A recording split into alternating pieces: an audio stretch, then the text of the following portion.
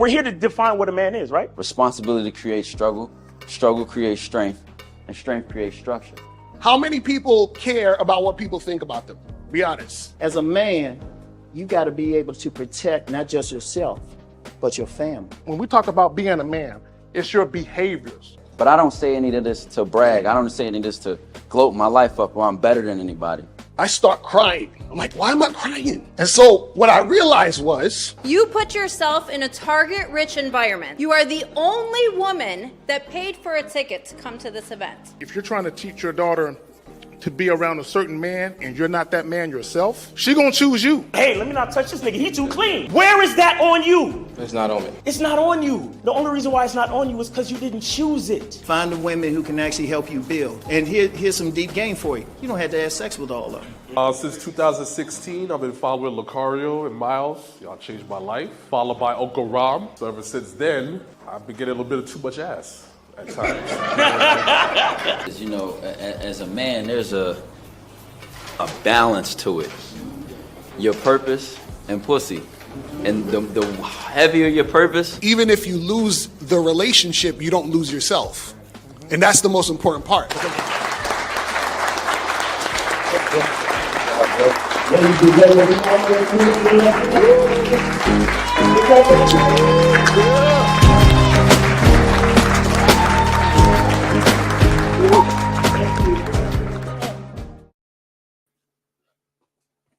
Yeah, here we go. Here we go. So, hey, y'all like the stream right quick, like the stream. Miles won't be in today. I believe he's traveling. Or he got some other things going on that he needs to tend to. So shout out to that brother. Steve, can you hear me, right? Yeah, I got you, bro. What's up? Yeah. All right, cool. So, guys, the number is scrolling across the top, 833-859-8744.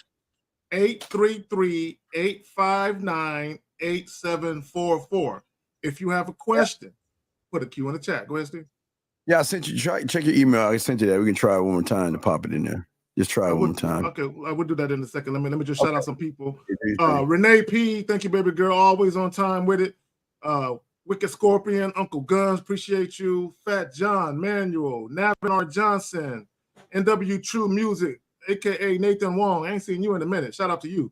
June Sports, Dangerous Ways, DePaul 9559, all the way from Singapore. Was good with you.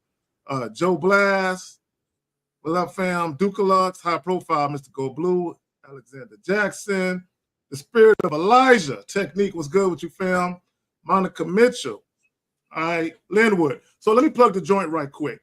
Why men obsess over women's past, influential men exposed. And guys, I know some of y'all might feel like, man, we're talking about this shit again. Yes, we are, right? It bears repeating. And what I really want to get to is a couple of things. Number one, guys need to understand that women are not going to treat or respond to every guy exactly the same. They're not. So even if you have a woman right here who treats one man like a king, that doesn't mean to treat every man like a king. Conversely, if you have a woman that shitted on her ex, doesn't mean that she's going to shit on the next dude. Women will always treat men in accordance with how they perceive that man to be. Always, right? So if you are a weak dude, you're not going to have women who treat you like a masculine leader or a king. That's not going to happen, right? So guys got to understand that how they show up or how they present themselves in any interaction that they have with women is always going to be indicative of how that woman ultimately responds or treats them. Steve, you got anything you want to add before we jump to this clip? No, I call it the ABC. You know, just because A does it to B doesn't mean she's gonna do it to C. So I've always talked about that. Yeah, you got it. There you go. All right, cool. So I'm gonna show this clip, y'all, and then we're gonna jump into this shit. So let me get to the joint right quick. You want to date a chick that's older or younger than you? Always younger. Younger. Why? A younger girl's been through less, always. She's more innocent. And an older girl, you know, as soon as they start getting up in age, you know that, you know, they've been through all kind of shit. So nobody wants to go through. So they're harder to deal with. Nobody wants that baggage. Yeah, I mean, it's Nobody like wants it's to not deal with necessary for a guy. I think, you know, it's not really necessary for a guy. I don't feel like I have to deal with like 6 different guys before me. You know what I'm saying? Okay. All right. So do you think women are looking for older guys or younger guys? I think women are looking for guys that have money and that could give them a good time for the night or whatever the case is. But that's basically it. You know, it's all about status. You got status, you got the girl. I think they're looking for older, somebody that's like got their shit together and ready to like take care of anybody, basically. You know. So let's say I'm 25. What's the youngest I should date? You're good at like 22, 18 to 22. I'd figure as much. Yeah, 25 years old, you could date 18-year-old girl. What's the big deal, you know? You got a call, Zach. We got a call? Okay, let's go ahead and get it. Then we'll get into the 562. What's your name? What's your question, sir? My name is Jacob, and I have a question about. I was texting a girl, and so I was setting up the date basically, and I asked her if she was free tomorrow, and she said she was. She said she was not free, and then she said she was free on Monday after 1. So I said, okay, I have work. I get off at 4. Would 6 be fine? She said yes, but where are you taking me? So I told her we go to the Pipe, get ice cream, and there was also an arcade we could go to. But then she said she liked the message, and then she said, let me read the text. Hold on. She said, okay, let me get to know you a little more, then I'll let you know.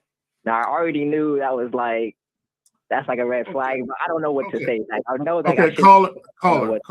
Okay. So first and foremost, she's not really interested in you. But here's the mistake that you guys make. Y'all give women too many options. And what I mean by that is this. If you know you have a particular day available at a particular time, you give the woman that information. An example would be, hey, I'm free Friday around 9 o'clock. I would like to do X, Y, Z. Are you free? And then let her respond to either yes, I am, or no, I'm not. Now, if she gives you a rebuttal and says, I'm not free on that day, but I'm free on this day. And if you're free, you can be like, cool, that works. If you're not free, then you pick another day that you are. Now, here's the thing. You should have already known where you wanted to take her, what day you were free to do it, and what time you were free to do it, and then you give her that information. When women respond to you, you want to give them all the information so they can respond to it all. You don't want to say, oh, I'm free, are you? Yeah. Okay, well, I want to do X, Y, Z. She should never have had to ask you, well, where are you taking me? You should have already provided that. Go ahead, Steve. Yeah, I would have told her, take care. I'm not wasting my time.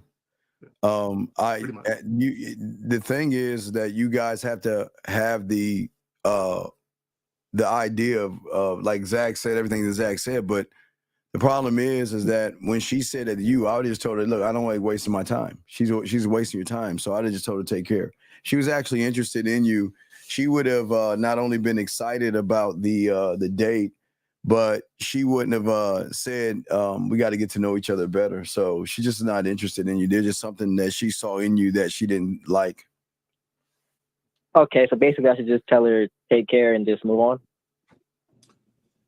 You don't have to, guys, okay. Now, caller, if you want to do that. Me personally, you don't always have to respond to everything women text you, especially if you already know I'm done with her. You ain't got to necessarily respond. All right, thanks. Thanks for the help. All right, we'll throw you back in. Yeah, there we go. All right. So are we going to call Steve? Yeah, I'll put it on there in the back end for you. I'll let you know. But yeah, good. Okay. So I want to get to the clip where the guy said women being innocent. Guys, women are not innocent. And I'm not saying that to disparage women. They're not innocent in the sense that they're flawed human beings like men are. We're all flawed and nobody's perfect. So women aren't innocent. I got a story, real quick story. Let me bring Jay Roman in real quick. I got a real quick story to further illustrate my point. So I have this individual that I'm related to, right? And I don't really want to say who he is because I'm trying to keep his identity close to vest. So, and I told this story before.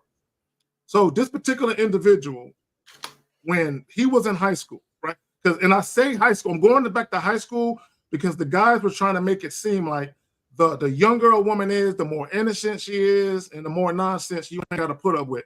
That's not completely accurate, right? So going back to high school, he's dealing with this young lady. They end up getting into a relationship, basically his high school sweetheart, if you will. So he takes her virginity. They are in a relationship, right? Basically, the last 2 years of high school. Right when they graduate she graduated high school a year before he did. She goes off to the University of Texas in Austin, right? While she's there, he calls her dorm room. Another guy answers and basically says, she's asleep. What you need, right? So basically, this woman who he was with for 2 years in high school, this woman whose virginity he took, now she in college and she cheating on him, right? She was in college for 2 months, boom, now she cheating. So my thing is this, just because a woman is younger, that has nothing to do with what she's capable of or not capable of. Guys have this fallacy or this theory, if I can find a younger chick, I can avoid some of the nonsense that older women might put me through, and that's bullshit. But go ahead, y'all.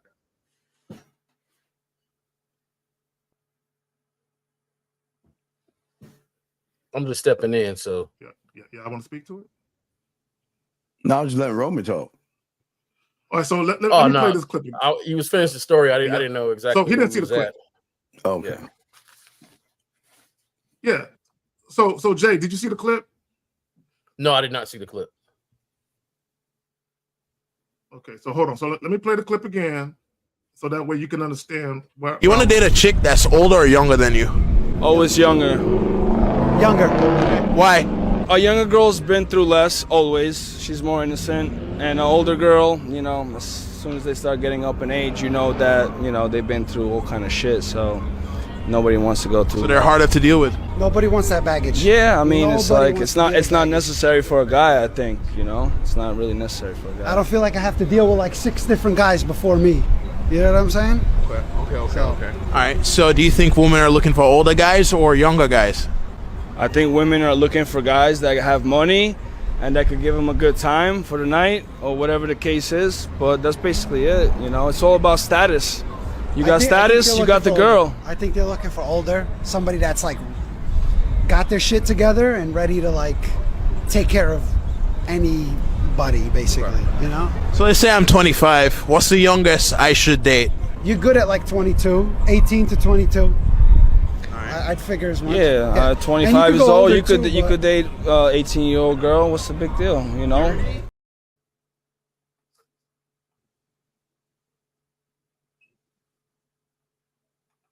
Pure insecurity. Yeah, and pure. You go ahead, Zach. You got it wrong. Yeah, absolutely. He, Rome. You know how we are, Rome. So I mean, when I was 13, I messed with 15-year-old girls. When I was 17, I would mess with 19 and 20. When I was 18, it would be 20, 21. When I was in my 20s, it would sometimes be a 19 or 24, 25, 27, 29, 30. So I don't understand what he means as far as the age. Where's this insecurity coming from? I don't know if you caught it too when the dude was talking about what they're looking for, right? And he said, oh, just to have fun for the night or whatever. So you're more than willing to be a number on her list, but then turn around and judge her numbers on the list. Yes. That never sat well with me. That's always confused me, because if this is what you really want and you want to preserve this innocence, right?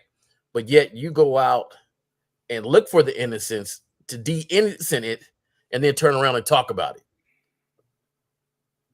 To me, that's hypocritical in its own right. And to me, it's just, you know, that right there is something anybody should look at and be like, man, this is not what it is. We can't follow this.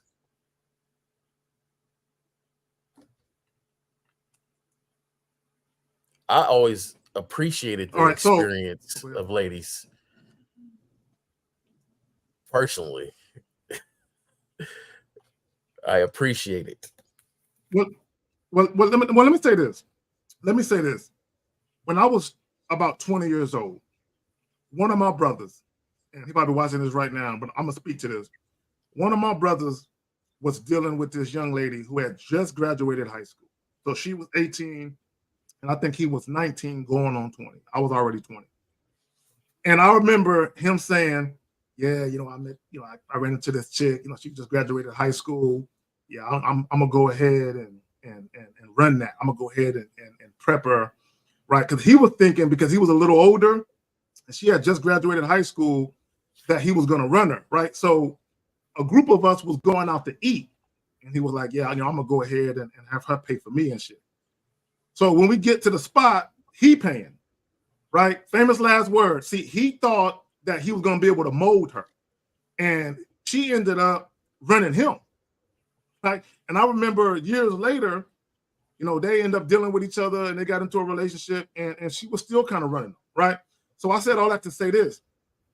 Guys think just because they're older and they deal with a younger woman, that they're automatically going to be in pole position or that they're going to lead that woman. No, there are women who are teenagers that can run laps around older guys. Okay, period. So what a lot of guys have to understand, it's not about the youth or the age of the woman. It's about how much leadership you have, right? It's about your ability to actually be dominant and assertive and actually have sway and influence. The average guy has no sway or influence. They think women just come out the gate. Either you can influence her or you can't, right? And to a degree, that might be some validity to that. But the reality of it is, there are some guys that, I don't care if you're dealing with a 20-year-old, a 30-year-old, or a 40-year-old, women are always going to run you no matter what, right? So the mistake that guys make is, again, they think women are one size fits all. No, because that same woman who is running you ain't going to run the next guy. And then the guy said something stupid. He was talking about all women are looking for status and all of that. See, I always say that guys have a remedial understanding of attraction. They think things are just cut and dry this way or that way when it comes to women. No, women are literally all over the place depending on what guys they're dealing with. And let me just say this real quick, because they were talking about baggage. They were talking about baggage. And the guy said something about, oh, I don't want to deal with a woman that has 6 guys before me. Bro, show me a woman that only has 6 guys before you. Okay? Even teenage girls or girls in college, even when women haven't had sex with some of the men they've encountered, a woman can still be influenced by men that she dealt with before you, even if they didn't have sex with them. So when guys are talking about, oh, 6 guys before me, dog, she dealt with 6 guys in one day. It doesn't mean she had sex with them per se, but women have dealt with hundreds of dudes, and in some cases, thousands of dudes, right? And again, I'm not saying have sex with them, but she's dealt with so many different men, and women are way more adept at understanding the guy that's before them and understanding how they want to deal with that guy. Guys, for the most part, the average guy doesn't have the requisite experience. He doesn't have the knowledge, and he for goddamn sure doesn't have the game to influence a woman, right? Just because a woman hasn't had a lot of sexual experience doesn't mean that she is short on experience when it comes to how to deal with men. Y'all got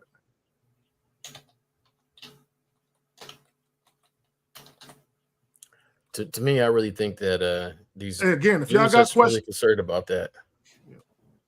Go ahead. To me, I think no, guys I was gonna say, if you guys got questions, Zach, you're lagging, dog. Yeah, I think there's a delay for you. For me, these guys that always have this image of ladies, it's almost like they put this porno style lifestyle on any woman that is not young, right? Like, oh, she's older, that means she's been doing all this wild stuff. And to me, it's just like, it just shows your lack of experience with women. It just shows your lack of experience talking to them, and that's the thing that kind of kills me in these sort of chats, or discussions, it's like the dude with that image hasn't met enough women to understand it doesn't matter what she looked like. She could be the most innocent looking thing. She could tell you one person, but do you know exactly everything she did with that one person? I'm man. One one person can do a lot of stuff with that woman. One person could do a lot of things, a lot of stuff you probably wouldn't even think about, but then you're happy because, oh, hey fellas, I met a girl, man. She only got one body, one body on her. You don't know everything that she was doing and what she was doing it for and who. Like, I'll never forget when I was younger, I made this mistake. My partner was dating this one girl, and she had a younger sister. She was real cute, looked real innocent and stuff. I had my own spot. We go on a date. She comes back to the spot and everything, and I'm thinking, okay, this is my partner's sister. I ain't gonna normally, because normally around this time, we getting it in. I'm gonna treat this one a little different. This innocent a little different. Well, at the end of the day, when she gets back home later on, I find out it was like, hey, he was kind of boring. Really didn't do nothing. We went to his house and everything. And right then, when my boy told me that, because I said, hey, what happened? Oh, he was like, oh man, this is what she said. Like, she thought something was going to happen. Like, I was going to, really hang out and stuff. And I was just like, you know what? That's on me, because I acted differently around this cute and innocent one, thinking one thing, but it really wasn't like that. And if you guys don't learn your lessons when you're younger and looking at women and to understand that, hey, they are all the same. They all got desires. They all got things they want to do. I don't care if they got one body to 10 body. They all got some fantasy in their head that's waiting for somebody to pull that out. Yeah, to me, it's interpretation. These guys who, it's funny how guys who don't get women have all the answers about women. That's the most amazing thing to me. They always have this interpretation of what they expect a woman to do and have and be and say. But if you think about it, they really don't care, because they don't think about any of that when they see her at the gym or walking down the street or at the club or the bar. All that stuff is skewed. It just comes up when they get turned down. That's the only time it seems like it comes up. Well, let me say this. I'm gonna get back to what those guys were saying, because they were talking about status and money and all that goofy shit. What a lot of guys don't understand is having status or money, that might influence women to deal with you where they wouldn't have. Because here's the reality of it. If women aren't genuinely interested or attracted to you, aka if they don't sexually desire you, or if they're not sexually attracted to you, but they're willing to deal with you, it's usually going to be because there's other things you have going on for you that they are interested in. So when you talk about status or money, yeah, you can influence women to deal with you. I mean, the passport bros are a prime example of having women deal with you. But let me say this about that. There is a viral clip that going around probably about a year ago of this one older black dude who was in a foreign country. He was talking to he was dealing with an Asian chick, so I'm not sure what country they were in. But he was able to influence her to deal with him because of his money and his resources. But in the video, she was talking crazy about him. Her and her mother were basically making fun of him because of how he looked, and they were dogging him out, right? So just because you can influence a woman to deal with you because of your status and or your money, that has nothing to do with her respecting you. And I think what a lot of guys get wrong is that respect is always at the forefront, because a woman respecting you or not respecting you is paramount to how she ultimately will treat you. And that's where we talk about the power of influence and how influential men are exposed. And you can tell guys who typically don't get women on the strength of them having sex appeal, and they don't get women on the strength of women actually wanting to respect them, because the first thing they talk about is a woman's past.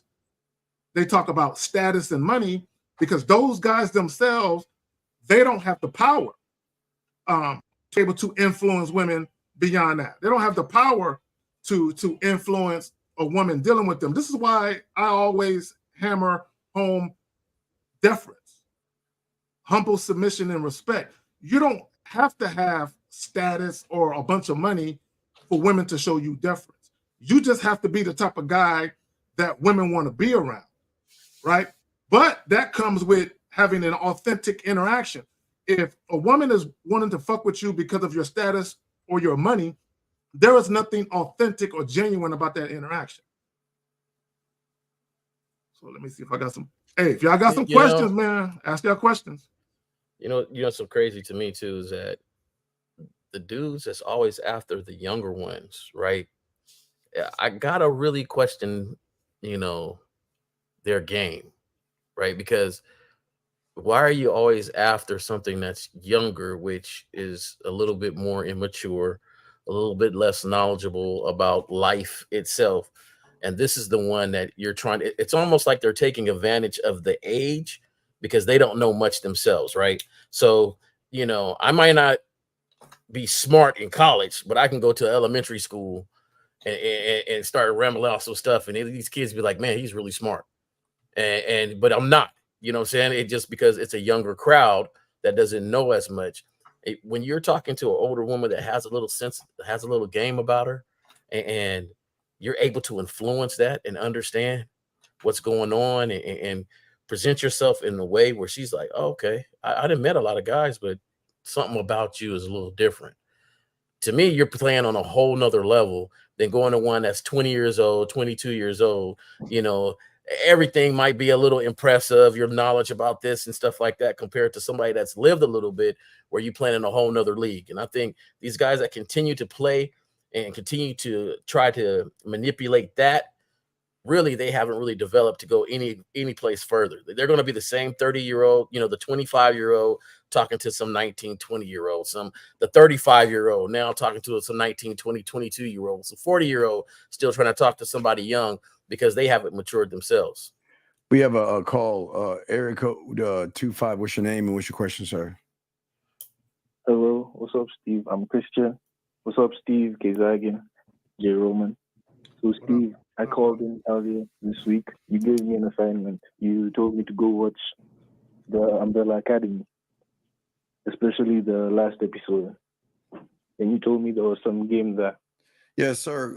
Sir, yeah, we're doing, yeah, call in my show later on tonight when I do it, and we'll break that down, buddy. But do you have any questions about what we're talking about right now? No questions so far. Okay. All right. We'll throw you back in. Just call in later. Let me say this, Jay Roman, because you mentioned earlier about how some dudes gravitate to younger women because they think they can mold those women.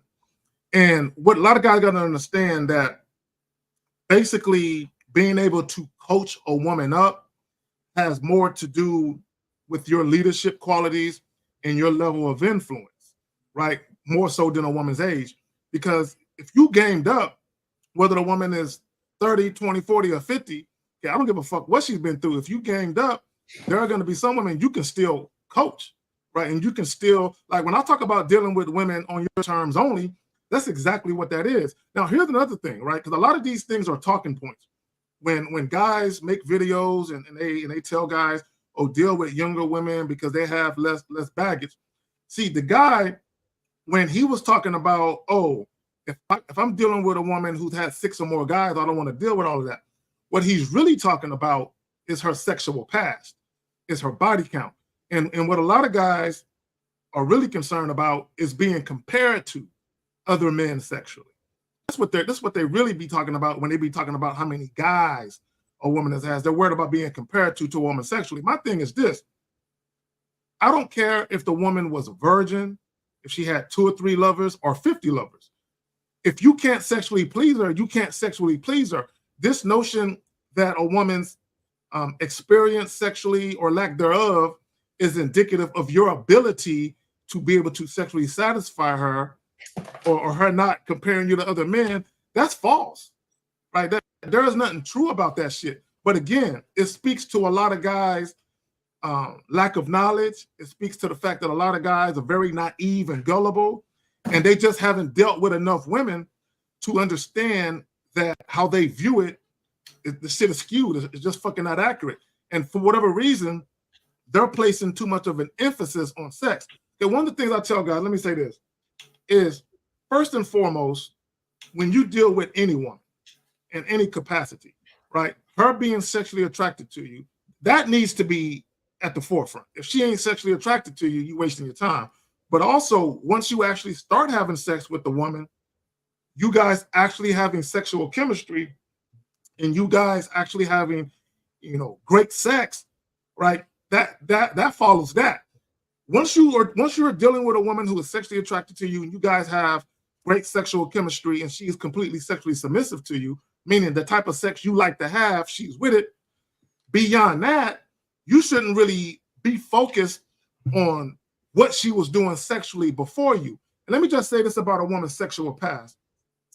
In my opinion, the only thing guys need to really be concerned about when it comes to a woman's sexual past is whether or not she either has or has an STD that she can't get rid of, right? Beyond that, a woman's sexual past really can't impact you. It really can't. But when you listen to insecure guys talk, they act like a woman's sexual past has an impact on what's going to happen with them. And my thing is this: once you have sex with a woman and you realize you don't like the sex, she ain't feeling you sexually, then you ain't got to deal with her no more, right? You can just be like, you know what? She ain't really feeling me sexually, or I'm not feeling her. We really don't connect sexually. All you got to do is leave her alone. But because guys are into their ego, they think because there's no sexual chemistry, that has something to do with how many bodies she may have had. And there's nothing true about that. But y'all got I always like to ask the question when I have this conversation with people: is it about the bodies or the mileage, right? Like you can have a car with one owner, but that owner fucked that car up. Like he, driving, stopping with the emergency brake, doing all sorts of stuff with this car. Or you can have a car, it might have had 3-4 owners, but they drove it slow, drove it the way it is, and that's it. You could have a lady that's been, let's say she's married, but they getting it in every other day for as long as the marriage, 10 years every other day, compared to a woman that, hey, she didn't have that proclamation every other day. She just, maybe had 6 one-night stands. So now, is it really about the bodies or the usage? Like, what is it about? And every time I ask this question or present it to people that come with it, they don't really have like a real answer for it. Oh, well, the 6 bodies was, maybe she's a hoe. Maybe she does this. Well, if she only had a few encounters, she had 6 boyfriends that lasted about a month or so, and that's it, compared to this lady that was knocking it down for 10 years. And she comes to you and says, I had one person. I was only with one person. Like, what really is it? And I think that they deny the fact that it's really about everything you was talking about, Zach, the insecurity, the way they feel about being compared to the next person and understanding their influence. If that is your lane and you understand it, then hey, you understand it. For me, I'm with you, Zach. I want to know the panel. Give me your panel, give me that, and give me, your proclamations of things you like to do, because it might be a little more freakier than the things I like to do. That's the only thing, what I'm saying? So, we can go from there. The thing is, and I got to understand and tell people that it's about that influence. You're scared of it. They're scared of it. They're scared that they cannot come into this woman's life and influence her enough to be confident that they will be down for them. So they try to pick somebody young, thinking there hasn't been a lot of people influencing her. So now I actually have a chance to come in and do some things for her or with her where she'd be down for me without comparing me to anybody else. Well, see, and one of the things I always say is that most of men's insecurities revolve around sex, directly or indirectly. So when guys start talking about being overly concerned about a woman's sexual past, or they start talking about having status and money, what you're really saying is, and to your point, Jay Roman, is that you're insecure about your ability to be able to influence that woman to, one, not cheat on you, two, for her to stay with you, right? And my thing is, as a man, you shouldn't be concerned with any of those things, because if you're going to venture down the road of a monogamy-oriented, sexually exclusive relationship, all you got to do is let the woman know, hey, we have this arrangement. We're going to be sexually exclusive. Let me fuck around and find out that you ain't holding up your end of the bargain. I'll just leave you. You know what I'm saying? So to me, I don't see, you can't predict whether or not a woman is going to cheat, right? You can't really predict that unless a woman tells you straight up that she's cheated in previous relationships. If a woman does not tell you that she's cheated in past relationships or a past relationship, anything you think about her ability to cheat or not cheat is just your opinion or your theory, right? But yeah, go ahead, Steve. Yeah. You have you guys ever noticed? And I know I'm not trying to sound like we're a bunch of dicks and assholes, but have you guys ever noticed that when you get with a woman, she's worried about you cheating on her? I mean, she's not. They don't even talk about cheating. They're more or less like, you know, where am I at, and how many other women are seeing, and what happens if you get tired of me or you get bored of me or something. Have y'all see what I'm saying? I've never had, I guess, and Zach, I never had to worry about a woman cheating. I always hear the, you know, who are you talking to, who are you with, that conversation, but not the other way around. You know, Steve, I'm gonna have to admit I wasn't dipped in game when I was born. No, I know they dipped you in the water of gameness, you know, high into the mountains of the Himalayas. Nine. And came down. You know, I spent my time in Suckersville and stuff, and you know, it never set well. Like, it never set well being this jealous person, insecure person.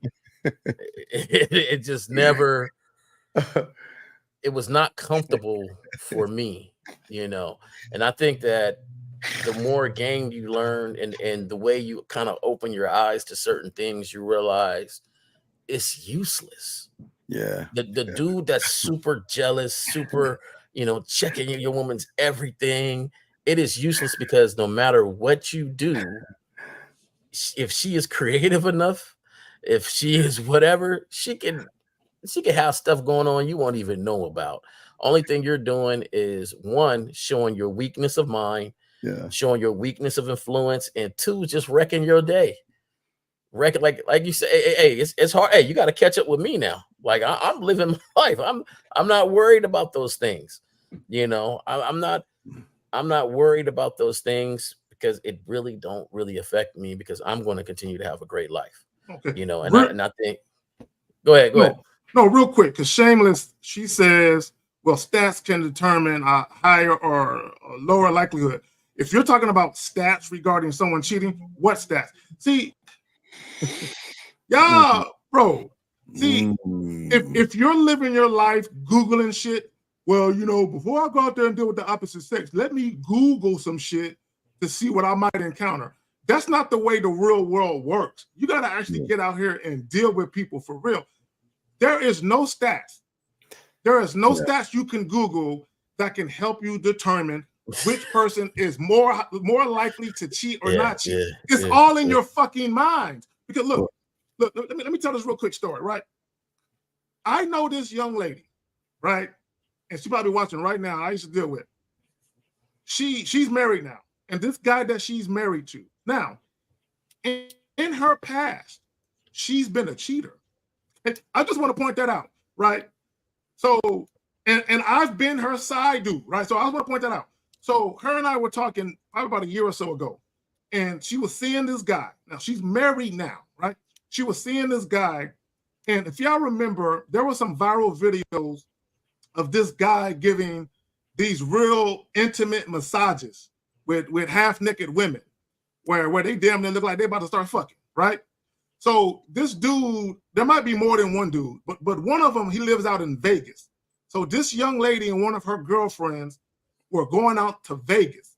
and she had booked one of those sessions where she was going to be basically in her drawers, you know what I'm saying?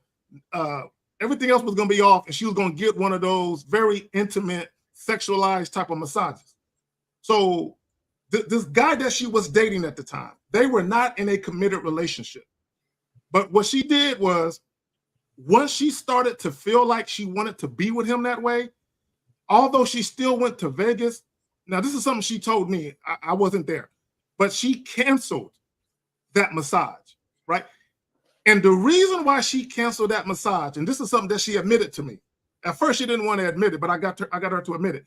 The reason why she canceled that massage wasn't because of the massage itself.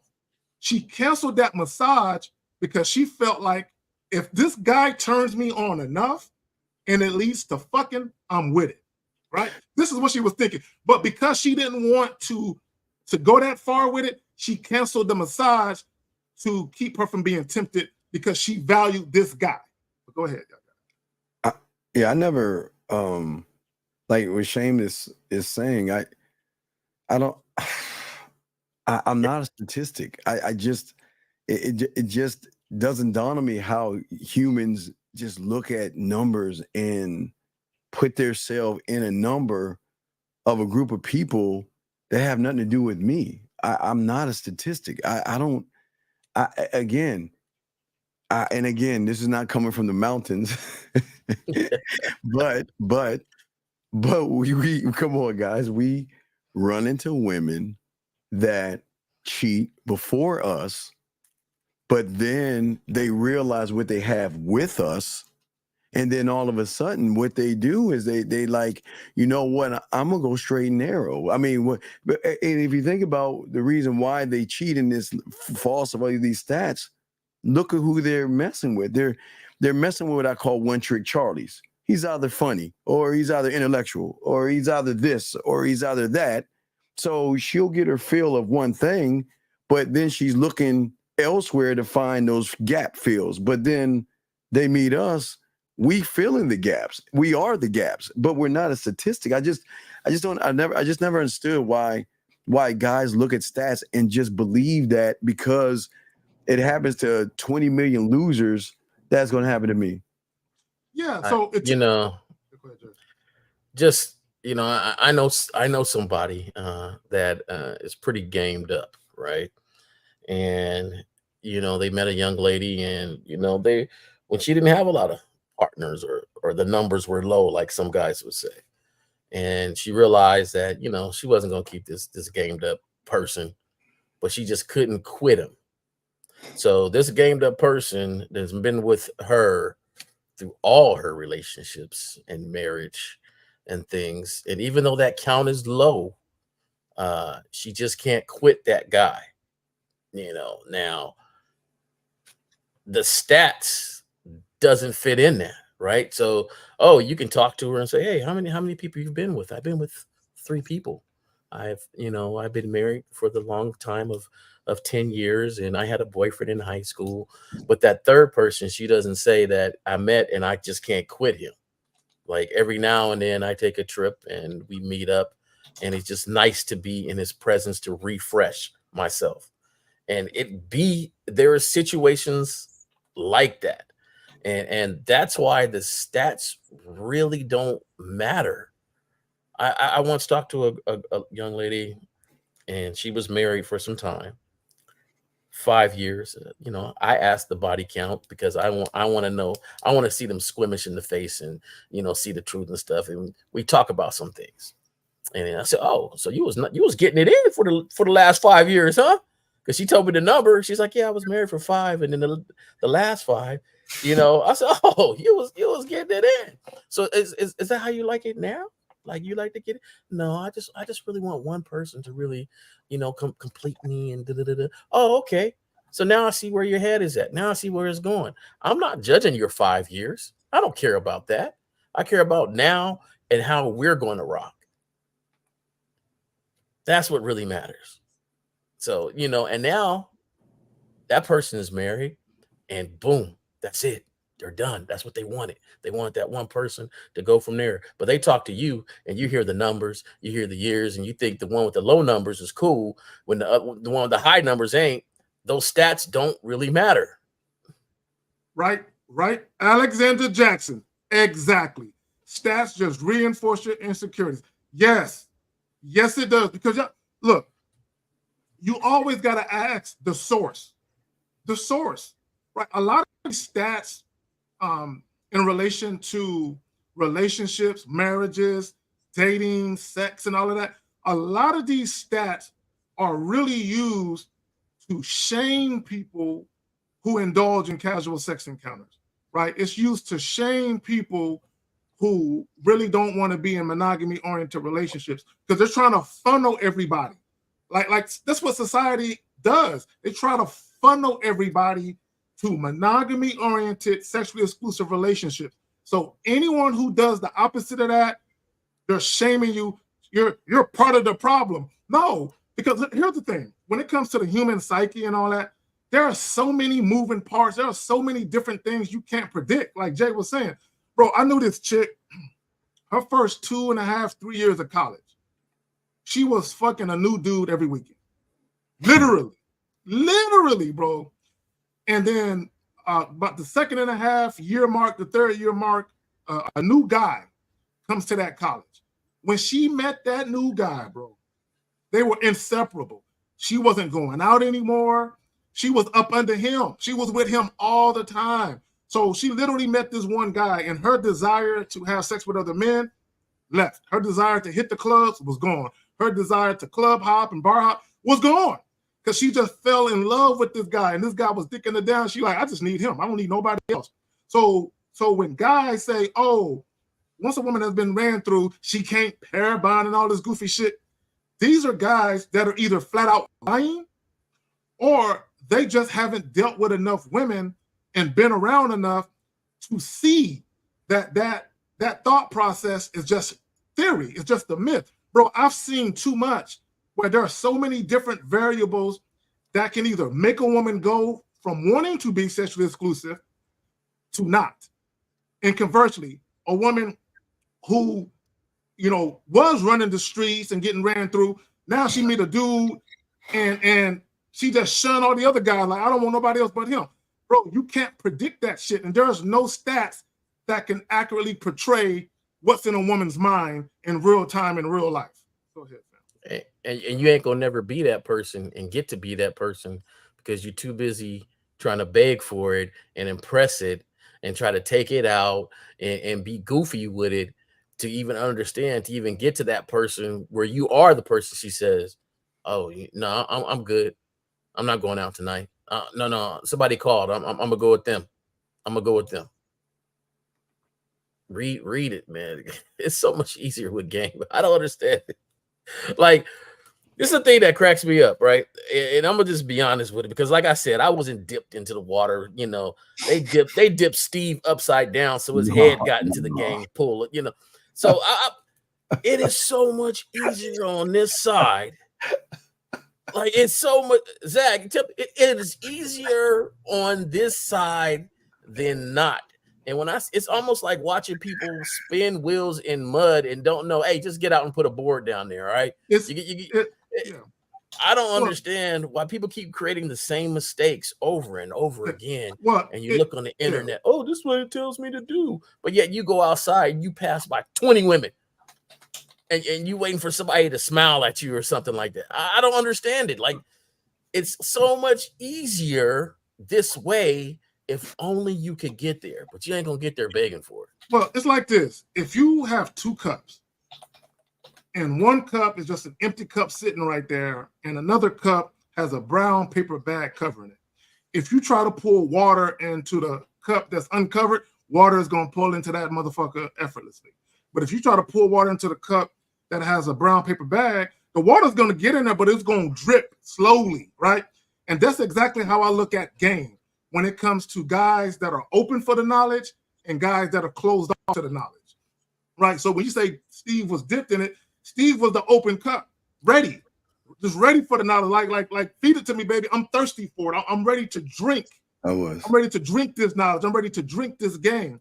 Other guys, they squeezing a drop of water at a time, right? Because they're not ready for it. A lot of guys, they're not ready for what it takes to get past their old way of thinking, right? And a lot of times they're such a slave to their old way of thinking that they can't fathom what it's like to have true freedom, right? Where they can relax and not be concerned with bullshit. Go ahead, John. Let's get to this question. He came down from the mountain of Gamaliel. No. I came from the mountain of my dad was a ladies' man. I just have his personality, but I wasn't gamed up. I started the game at 9. So at 9, I just wanted. I saw my mentor. I saw the win. I saw, again, like I say, before the Purple Rain, I saw the Purple Rain before it happened. I saw my mentor. They're bringing him food. They're bringing him drinks. They're crying. They're begging for his time. They're hugging it. I'm like, I want that life. But I thought it was about women at first until I learned the game. But I didn't know that. But I was on the outside looking in. But like everybody with us, I saw it at 9. And I said, I want it. Just like y'all there was a point in your lives, there was somebody that you saw that was probably mentoring, who was your mentor, that you said, you know what, I need to learn this thing. And that's all what we all three of us give these guys the opportunity. So I wasn't dipped, but I mean, I was around. But hey, some catch it at a younger age. Some got it, you know, because my pops is a man. That dude was game, but you know. You gotta recognize it, like you said. You gotta be open to it. It's gotta be open to it, like Zach's saying. And Frankie Shy on here, he says game ain't for everybody, and I disagree. I disagree. I disagree. Game is for everyone. Now there's certain levels. There's certain levels that but game helps out everybody.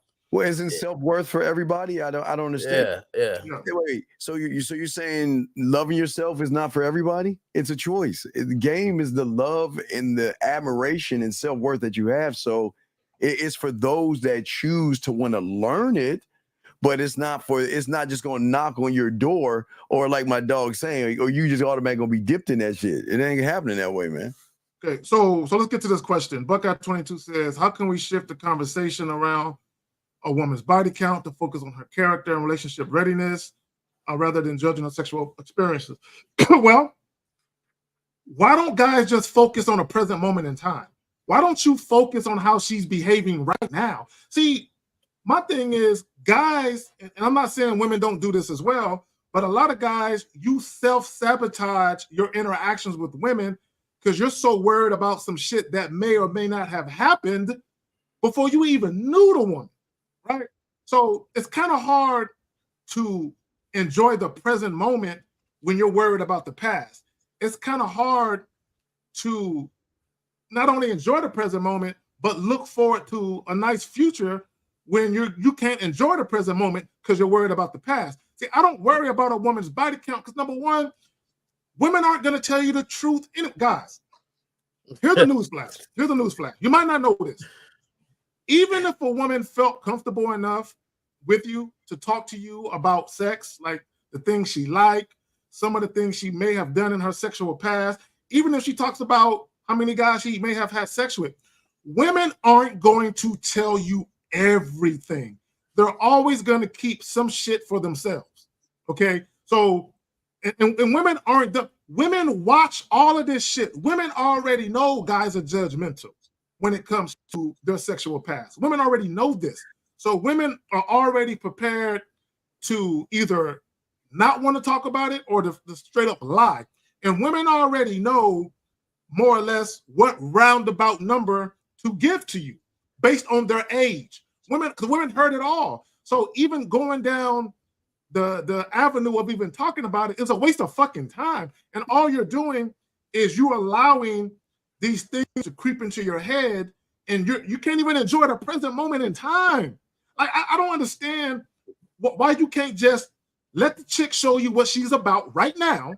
If she's doing everything that you ask of her, right? She's showing up to your crib, she cooking for you and shit, she taking you out, hashtag her debit card work too, she paying for dates, she giving you the type of sex you like, you know what I'm saying? She topping you off, a whole lot of spit with no hands. Why can't you just enjoy that shit? Why you got to worry about the other shit? But go ahead. Well, the body count again will definitely come up, but again, it's in another way. They're asking about the women. Women, okay. Those that ask of a woman about her body count are the ones who aren't fucking. I mean, those are the guys who aren't getting any pussy. But the guys that have game, it's not even women asking about how many pieces of ass did you have. They just want it as a whole. Like, it's like the first, like they'll say, you know what, you're a ladies' man, or you're a smooth talker. Oh, you're one of those guys. Oh, so how many women do you have? So it's a foregone conclusion. They know when you have game that the question of body count or women come from the women. They know we don't discuss those things because again we don't think on that, like I say, on that level. So it's never going to be a thing of ask a shift in the conversation from body count unless they begin to ask us about what it is we're doing. And again, it's just another side of the neighborhood. Oh, bro, I've had those talks with women where we're talking about sex, and somehow, some way, how many women have you been with? Right. You really don't want to know the answer to that. But on the rare occasion that I've told them, the first thing they said was "damn." They said "damn," and then they followed it up. Well, that explains a lot. You know what I'm saying? When it comes to what you do to me in the bedroom. So I've literally had women say, well, I guess I should thank all those women that came before me because you learned a lot. I'm like, there you go. Yeah, I used to lie and keep the number a little lower. Like, hold on, I got to lie lower too. Like, yeah, I got to less whore myself out. Yeah. Myself down. But can you imagine this? And fellas, this happens, right? You are now 50-something years old. And you see this 40-something-year-old woman looking good or whatever. She's 45, whatever, still looking good and stuff. Can you imagine asking her body count? She is 40-something years old. She got 2 grown kids, and you wondering what her body count is? Bro, like, you ain't gonna be able to take that answer. You're not even gonna be able to take that answer, bro. With that question. Just assume that she's a dick connoisseur. Let's assume. And then all of a sudden she says something like, I can count it on one hand. What does that mean, right? I can count it on one hand, but that makes you feel okay, at the age of 50, like you don't have knowledge of what happens in life with this beautiful woman walking around. Some of you guys, I swear you don't really talk to women. Like you only talk just to be in front of them, to be impressive or whatever. But you're the type, a lot of these guys, type of guys that have a coworker, they would get at the coworker before they even had a real conversation with the coworker. Yeah, I keep saying they're asking the wrong question. It's not the body count; it's the finger and dildo count. There's that count is so much higher. They have no idea. It supersedes any dicks that they get ever. I mean, the finger and the dick. And to your point, Steve, I'm glad you said that. I'm glad you said that because you can have a woman who's only had sex with 3 or 4 dudes, but she played with herself multiple times a day, every day. Exactly. Then you can have another woman who's had sex with 30, 40 guys, but she's never had an orgasm. So the woman who plays with herself every day and only has sex with 3 or 4 dudes, she is judging you based on whether or not you can make her come like she can make herself come. Thanks. It's just funny to me because I'm some of the things that you do, the spitting in mouths and all sorts of gag on this stuff, and like it's okay as long as that body count is 1, right? But she, like, come on, fellas, let's get smarter, let's get older, let's get mature, let's just grow, let's get more game in us at this age where this don't have to be highlighted like it is. Like, we all know, and I'll tell you right now, the youngsters these days are just like the youngsters in our days. They just don't hide it as much these days. Yeah. They were doing the same thing. Just like when there was a girl in school, next she got sent away to auntie, and she comes back 6 years later and with a little brother. That ain't her little brother. Like, that's her son. You know what I'm saying? Like, They were doing the same thing back then that they doing now. It's just a little. It was hidden more back then. Like, come on. They hit it. They hit it because of the shame associated with it. So what a lot of guys got to understand is that back in the day, because a lot of guys think, oh, back in the day, women were different. No, women just hit it better. Not only that, but a lot of women were conditioned that for them to actually enjoy sex, that there was a shame attached to it, that they should only be having sex when they're in love or when they want to have a family. So if they have sex for the enjoyment of it, there should be a shame. There should be shame attached to it. Or if women are lustful, there should be shame attached to it. And actually being lustful is a natural occurrence. You know what I'm saying? It's a natural occurrence when you're talking about the sexual dynamics between men and women, right? It's just, if you look at, and I've talked about this before, when you look at sexual desire or sexual attraction, lust is just like sexual attraction on steroids, but it's a natural occurrence, man. Man, I went down just looking at something. The next thing you know, I'm diving down that hole, right? And it was like 60-year-old, 70-year-old child, paternity, freaking DNA test. And, a lot of them, little junior wasn't theirs. And they're just not finding out. Little junior, 50 years old, mom and dad is 70, 60. And the father's finding out that the kid ain't his. Like, it happened back then. It just was so much hidden that it still happened.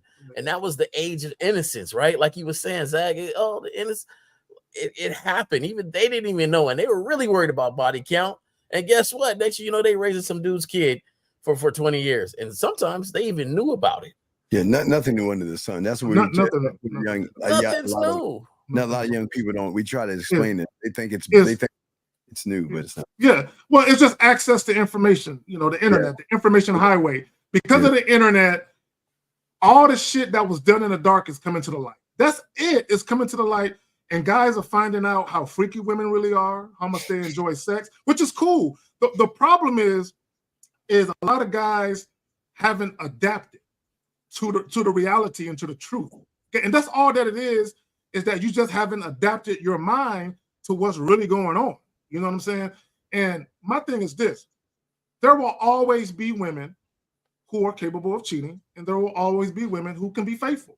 Always. Right? So there was never a time when you can tell just by looking at a woman, she's going to be faithful. She's not. There was never a time.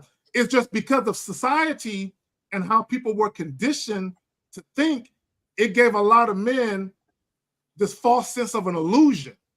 Okay, when it came to loyalty, it gave you a false sense of illusion, right? But even men, men have always had side chicks since the dawn of time.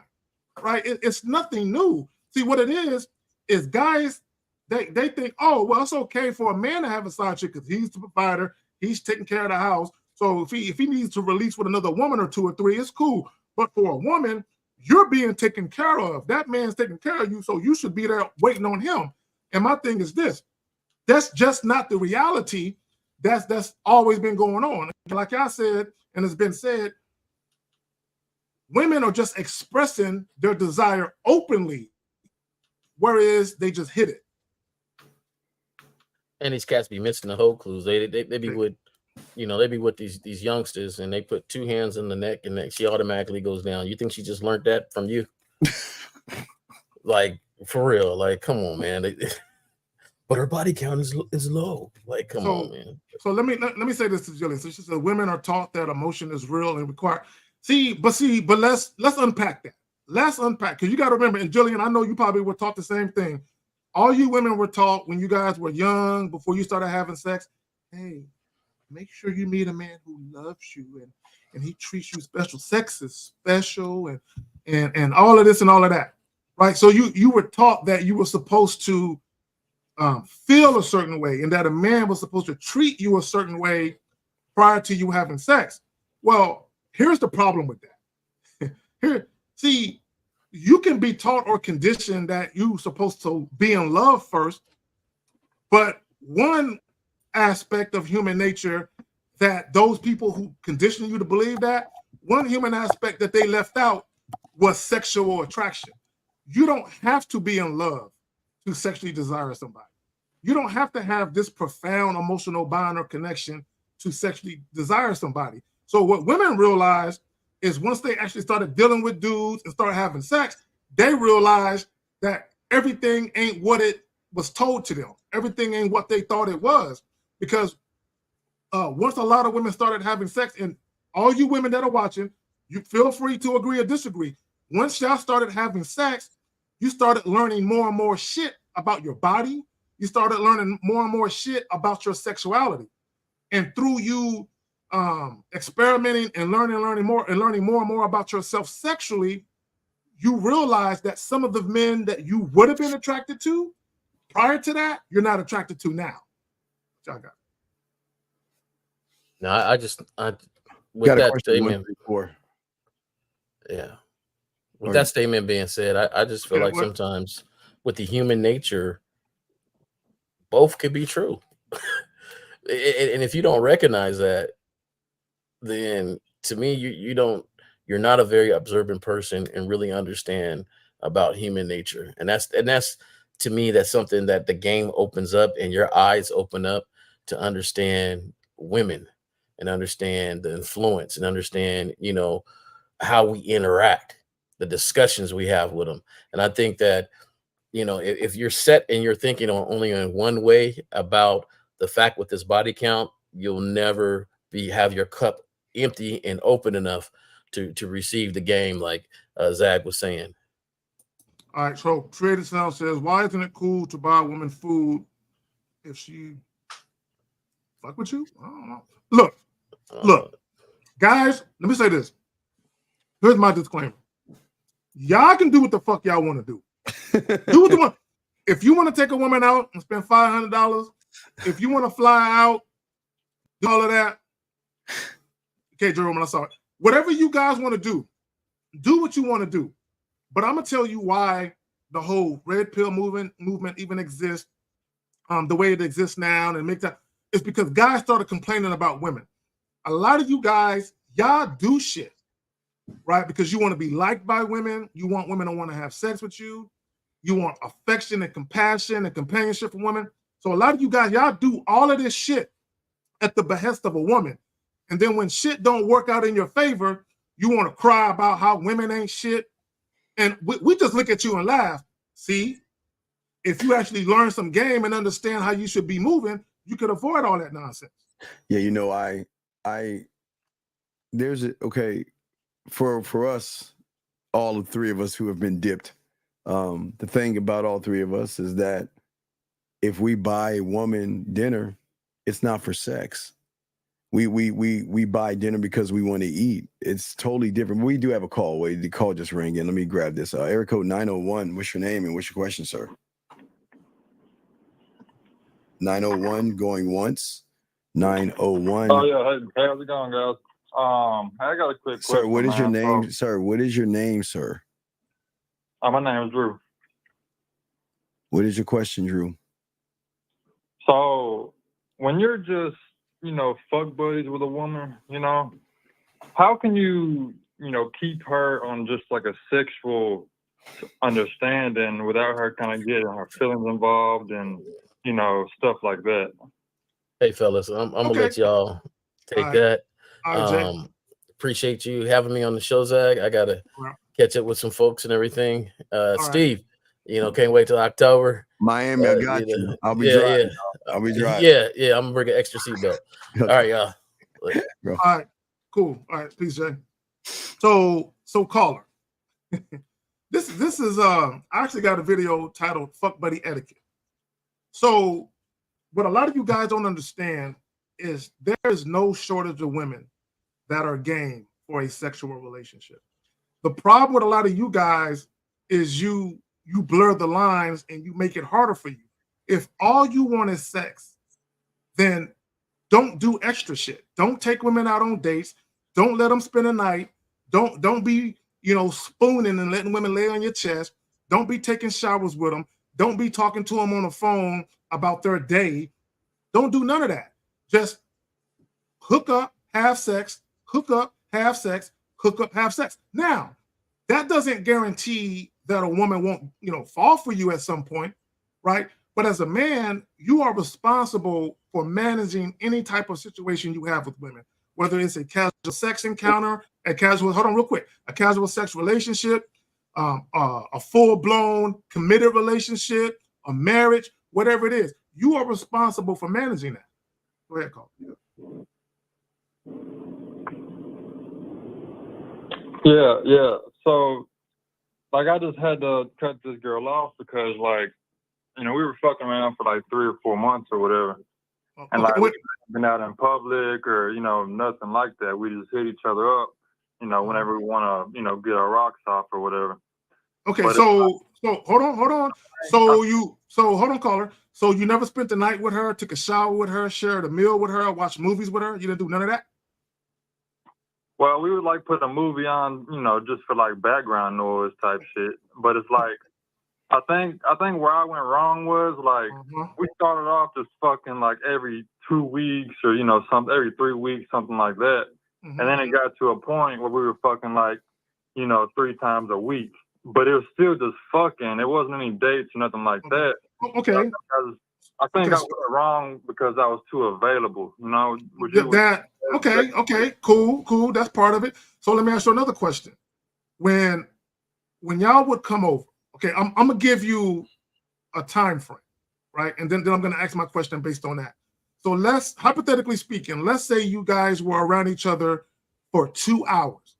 How much of that time involved actually having sex as opposed to just kicking it and talking?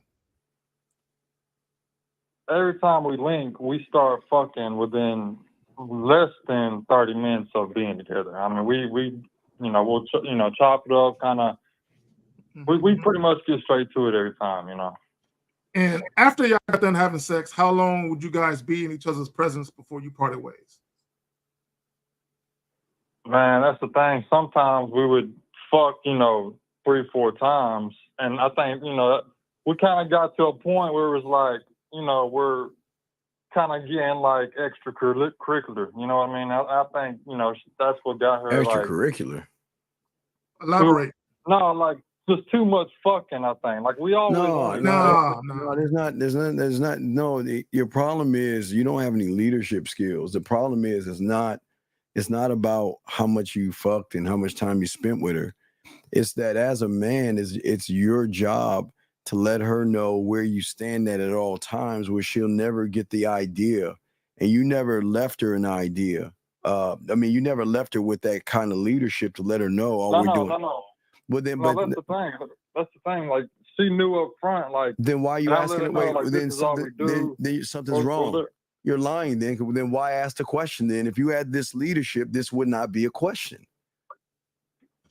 No, she knew what it was. Like she okay. Caller. Let me ask you a question. Caller, let me ask you a quick question.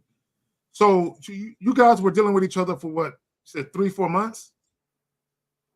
Yeah, somewhere around 4 months or so. Yeah, all right. How many times did she bring up to you that she wanted more? Man, she would say like little slick shit, like when are you gonna, only be like when are you gonna just only fuck, spend time with me and shit like that. See that? Which I should have, I mean I should have been like, hey, that's my not point. what I do. So caller, real quick. So y'all never spent the night together, bro? No, we never spent the night together. But she would stay over sometimes till about 1 in the morning or so. But okay, so how long? Okay, so how long was she there? How many hours? Like I said, bro. I mean, sometimes we would fuck, 3, 4 times. Fam. How many hours? How many hours? More or less. Shit, man, it could be like 8 p.m. to 1 a.m. or so. Bro. So, well, okay. This is what I'm trying to understand. Okay, so if I'm in bed with a woman and she asks me that question, she's got to get the fuck out of the house now, because we already have an understanding.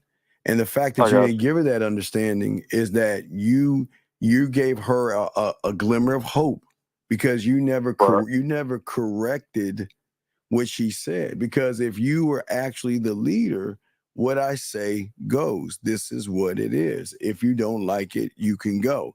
Don't ever ask me this question again, because if you ask me this question again, I'm not going to fuck with you anymore. And you didn't do that. So the moment she asked you that seemed to me that she was taking more of a leadership role, challenging your authority, and you didn't do anything about it. So That's caller. the thing. Like when she asked me that, I would tell her, you know, if you want something like that, you know, you can go find that. But No, you you can't do didn't that say over here. that. Now you're lying. You didn't say that, dog. Come on, now you're lying. No. No, we That's just 1,000. asked you. That's We just 1,000. asked you what you said, and you said she asked you, and you didn't say anything with it. Why you just, dog? Listen, you don't need to regurgitate what I'm saying because I'm right and you're wrong, dog. Why don't you just own the shit? You didn't do anything, because if you did, you would have said that. And if you would have done the thing that you said that you did, then you wouldn't be asking the fucking question. So just please stop lying, dog. Check this out, Steve. Check this out. Come on, That's man. why I just cut her off. Because like she was really like pushing on that shit. No, So it wasn't her pushing on. How many times did she push on it? Man, this was like the second time I asked me last week, and I was like, hey, you know, I'm not dealing with you no more, and I cut her off. Okay. So See. Okay. I admit the first time I should have let her know.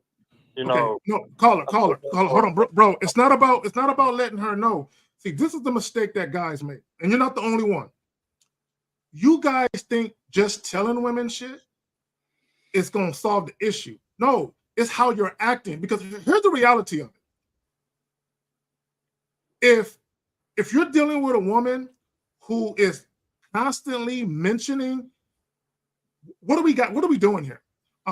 Why won't you date just me? If she's constantly doing that, that means there's something that you're doing in the interaction that's leading her to believe that she can have more and that what you guys got going on is more than what you're saying. So you're saying one thing, but your actions is doing another. Here's the prime example of what I mean.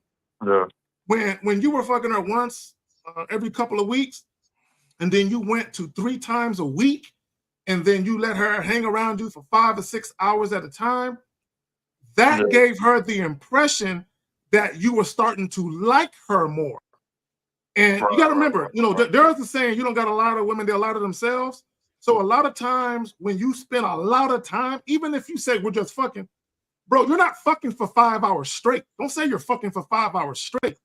So even if you're, you know, having a lot of rounds, you're spending a lot of downtime just talking, right? You spending a lot of time laying in the bed talking, right? So there's more going on in them 5 hours than what you're telling us. So when you give women access to you non-sexually and you guys are talking and you're having intimate conversations about shit, that's shit that a man would do for a woman that he wants to date. So in her mind, she's interpreting your actions with someone that wants more. So she's starting to get attached a little bit. She's starting to feel, maybe she's getting a little emotionally connected to you a little bit. And she feels like, I want more because he's giving me a taste of what it would be like to possibly be in a relationship. I want more.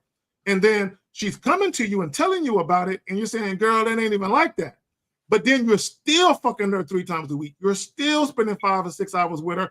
So here's where I say a lot of men, you do things inadvertently and you don't realize that you're causing your own issue. But go ahead. Yeah. Okay, I got you. No, that makes sense, bro. That makes sense. All right. Well, we'll let you go. We appreciate the call, big guy. Okay. I appreciate it. All right. Thank you. All right, Zach. The lines are open. You got it, Zach. I just got a question. We got another question right here. Yeah. So Buckeye says, what are your thoughts on the stereotype that women are less interested in sex than men?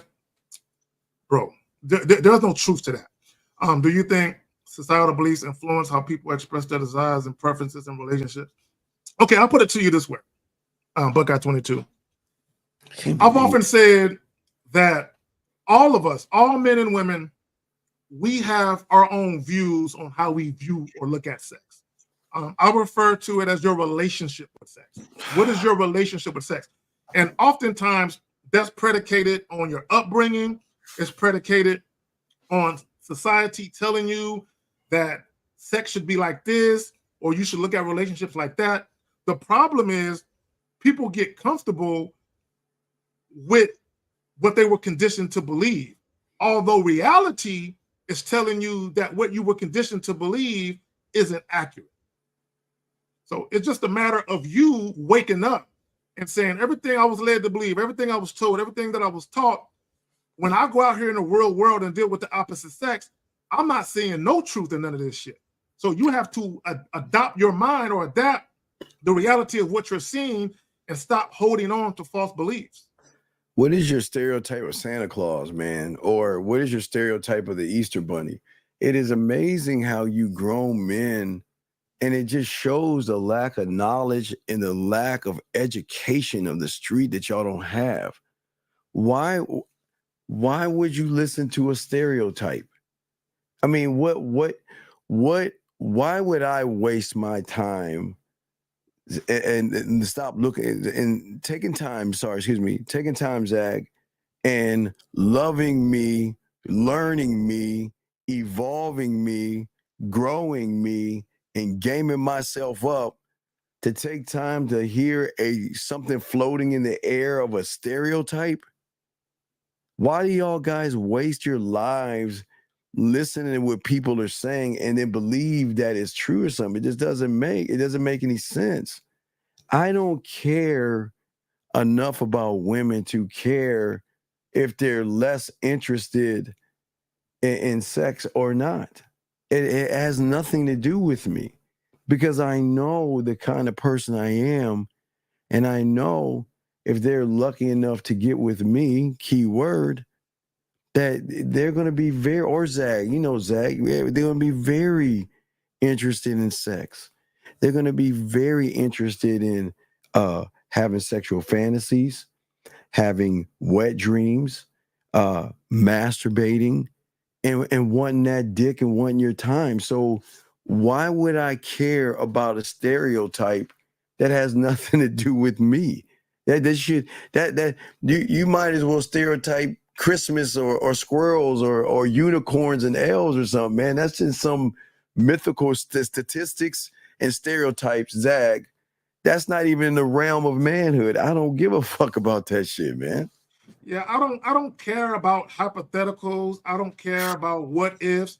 I'm focused on what's going on in real time. Yeah, my time. Yeah, my time, my reality. Oh man, the questions are coming in, I guess. Yeah. Yeah, so let me grab a couple more. Yeah. I don't know if this is a woman or a man. I think you should call in though. Should a man only adhere to another person's instructions? First of all, why would a man adhere to anyone's instructions but his own? Oh my gosh, man. Like, why would you adhere to another man? First of all, guys, okay, for any guys listening, the only time you should adhere to anything outside of yourself is when it comes to obeying the laws of the land. Okay, when you leave your home, right, you are obligated to follow laws, traffic laws, and any other laws. Okay, if you work for somebody, you are obligated to follow the rules at work. Beyond that, when it comes to your personal life, your romantic and or love life, your sex life, your dealings, when you are on your own time, you should be adhering to yourself. Okay, if you are being influenced by other people as to how you move through life, and you're a grown ass man, then you're just a weak motherfucker. You know what I'm saying? Okay, period. I'm sure the man adhered to another person's instructions. Steve, who the fuck giving Steve instructions, dog? You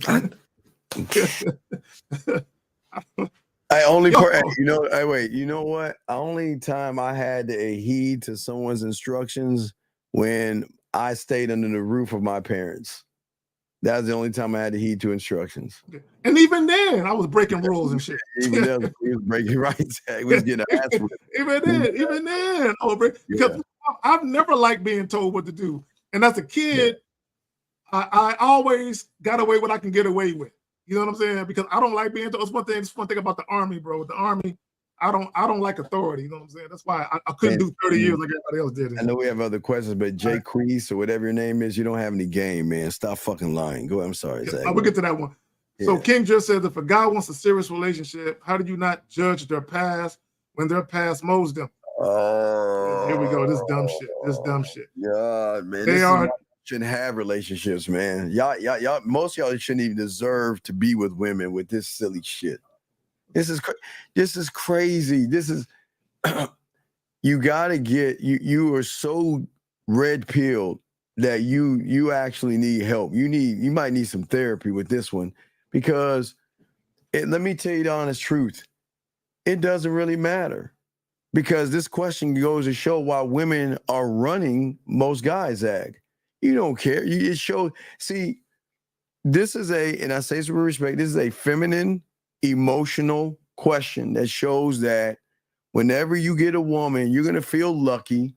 She's going to run you, and you ain't going anywhere. Even if the woman tells you she's had 100 guys, you're not going anywhere, because in your world, this is the first woman in your life that has ever wanted to date you or be in a relationship with you, and you ain't going anywhere. So a lot of these guys sit and talk like, well, if I find out she has this and that, I ain't doing that, man.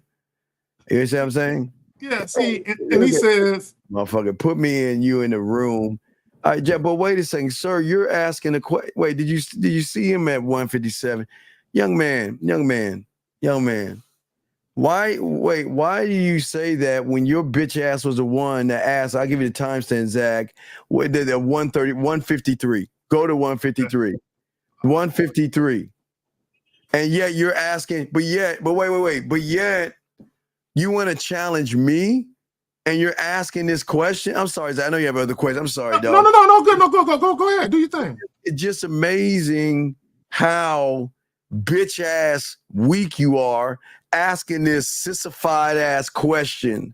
Why do women give me their number? Because your bitch ass is begging for numbers, number one, and you don't get anywhere. You want to know why? Because if you go back, see all that looks maxing in your shitty ass body, it doesn't matter. You still a grown ass little bitch. Look at this shit. You say get anywhere. You're saying you're attractive? No, you're ugly. And guess what? You don't know understand because you ain't got no game. And the fact that you want to challenge me? Are you serious? Man, get the fuck out.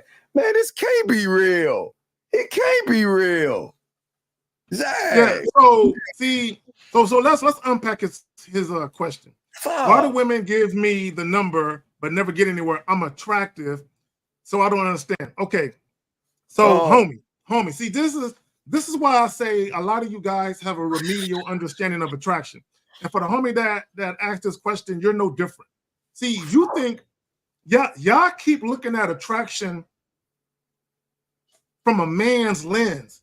How women view attraction when it comes to how they are attracted to men is not the same as how you guys view attraction when you are attracted to women. See, you guys, the average guy, which is the majority of men worldwide, the average guy, if you see a woman that you think is visually appealing, you're automatically attracted to her. You automatically want to be with her. You automatically want to have sex. For women, it's not so simple. See, Jacquees, a woman can see you, brother. A woman can see you, and she can say, he is an attractive guy, but I'm not attracted to him. Okay, let's go a little further. Because exactly. He is an attractive guy, meaning when I look at him, visually, he looks good to me. But when I interact with him, I'm not attracted to his personality. He's not very charming.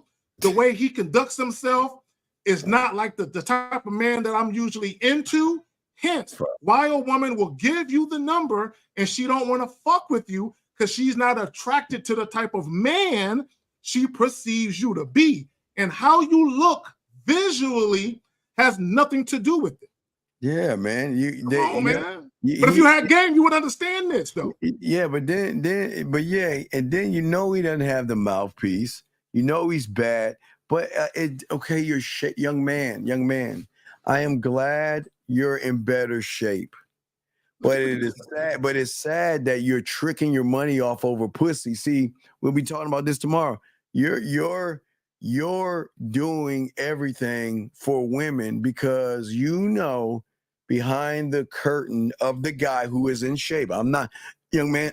I'm glad you're working out, but I do say you have a sickness being in the gym because it's a sick thing if you're not doing it for a career or something. But anyway, that's here nor there.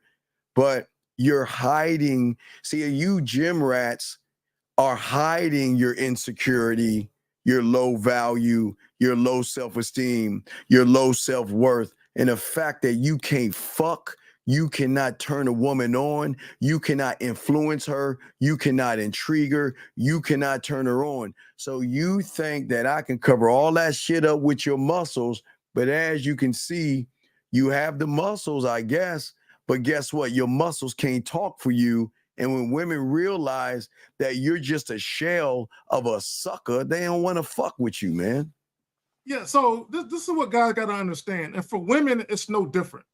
Okay, people, when you're dealing with people who actually have self-respect, a sense of self-worth, a sense of value and standards, how you look means nothing to them if your attitude is shitty, if your personality is whack. Crazy. So the reticent gamer said it. Your shape means nothing if you ain't got no game.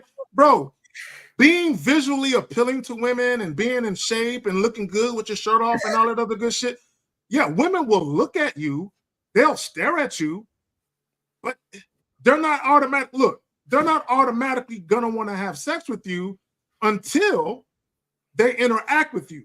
Because this is what guys got to understand. Women have dealt with guys who have been stalkers, guys who have been abusive, needy, clingy, weak men. So how you look is not an indicator of whether or not you have any of those negative attributes they don't like.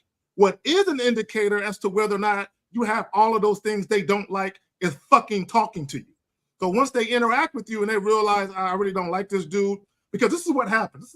See, guys are so worried about women judging them based on other men they've had sex with. Okay, cool. Let's say women do that. There's nothing wrong with that. Another thing that women will judge you on or compare you to is their negative interactions with other men. So once you start talking and they don't like you, it's because they say, you know what, the last time I dealt with a guy who thinks like him, he stalked me. He called me in the middle of the night nonstop. He was needy. He was clingy. Or he didn't know how to fuck. Right? Because the last time a guy looked good like this and I was interested, the moment he started talking, he was all nervous and passive. But because he looked so good to me, I still let him hit it. But damn, I regret it because he sucked. You remind me of him, so now I ain't going to let you hit it. Yeah, just because it looks good doesn't mean it drives good. So anyway, so if you want to call in, you will punch you in your chest. But dog, you can't fuck with the two guys on this panel. Please slow down, dog. Not in your lifetime can you ever fuck with us the way you think, dog. You have no idea who the fuck you talking to. I'm sorry, you have other questions. Well, let me get to this one. I want to highlight this one. So he says they are desensitized to committing. Bro, what women are, see, this is the problem with you guys. Number one, a lot of you who say this, you're not even meeting women to even know this. You're just assuming. A lot of you guys are not even meeting. God, I don't care what women say online. Women still want to fall head over heels in love with a man. They still want to feel that emotional bond and connection with a man they really care about and that man care about them. Women still want the non-sexual intimacy, the connections. They still want that shit. I don't give a fuck what women say. So when you say they are desensitized to committing, okay, let's say there is a particular group of women that don't want commitment. You would have to look at the reason why. I don't know. Maybe you have a group of women where they've been physically, emotionally, verbally, and abused, and even sexually abused by people that they're in a relationship. So maybe they don't want to be in a relationship because part of it could be they don't know how to pick men. The other part of it could be they just tired of being dogged.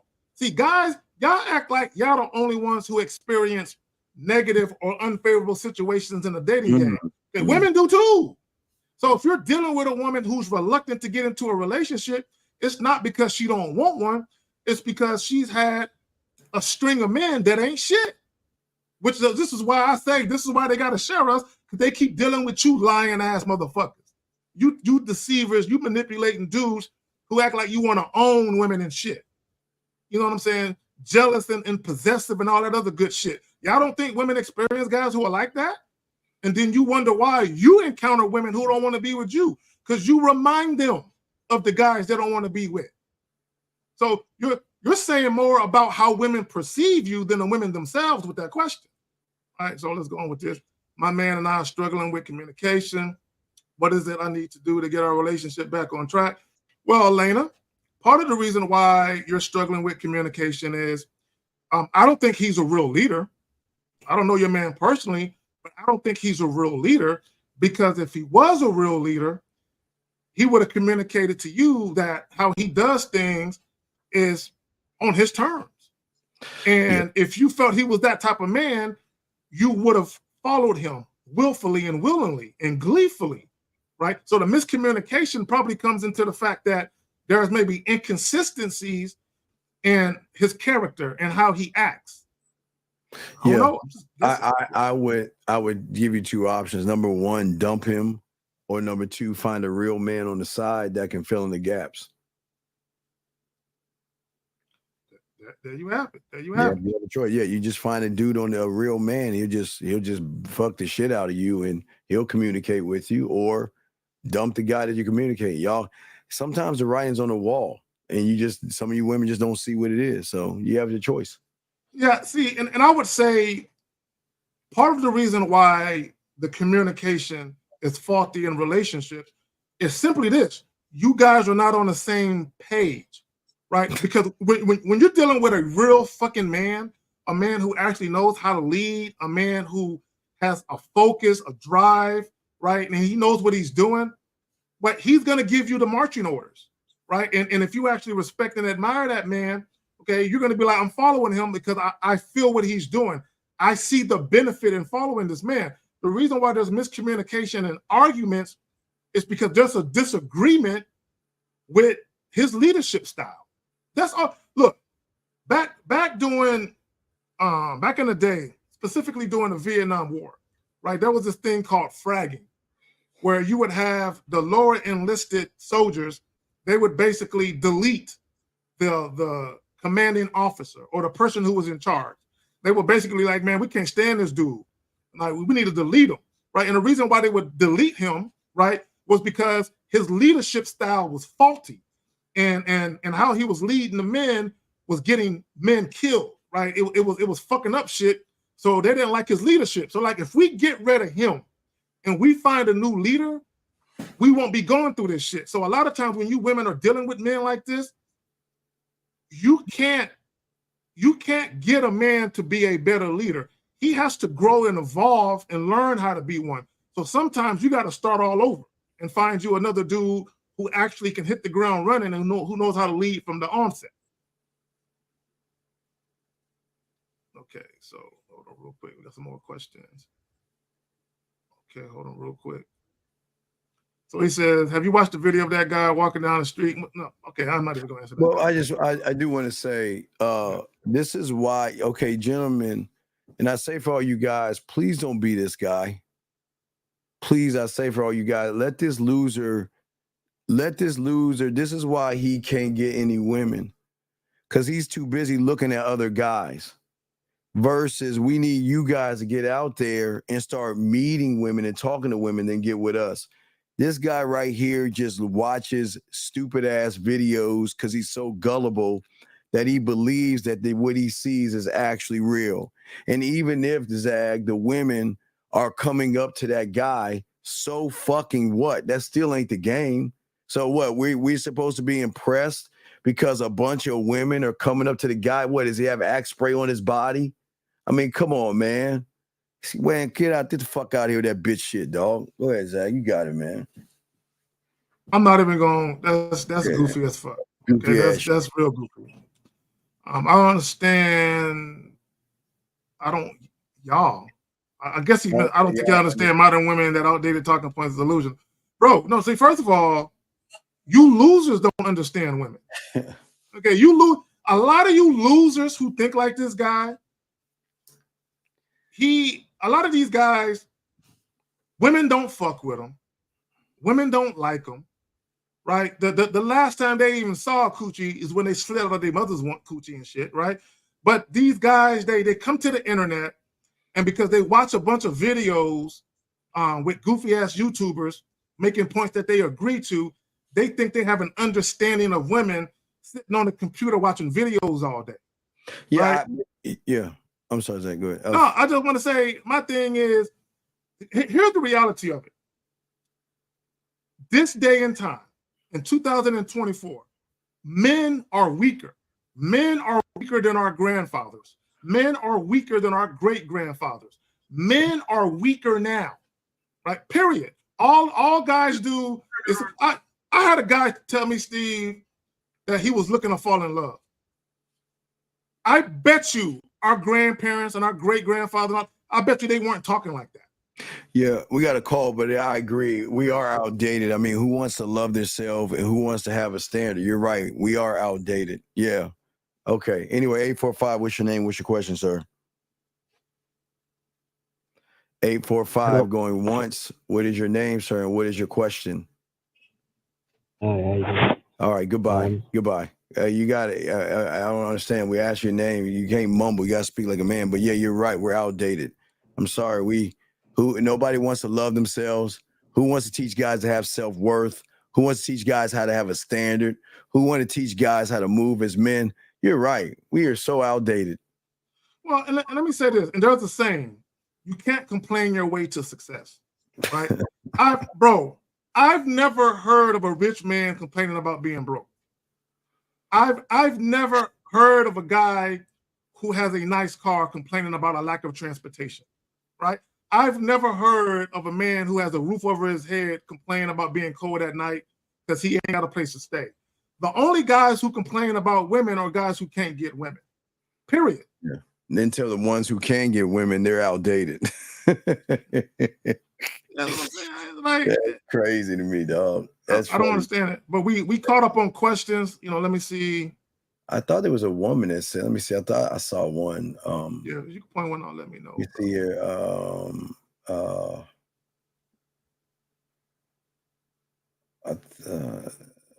I thought I saw we missed one. All right. Let me see.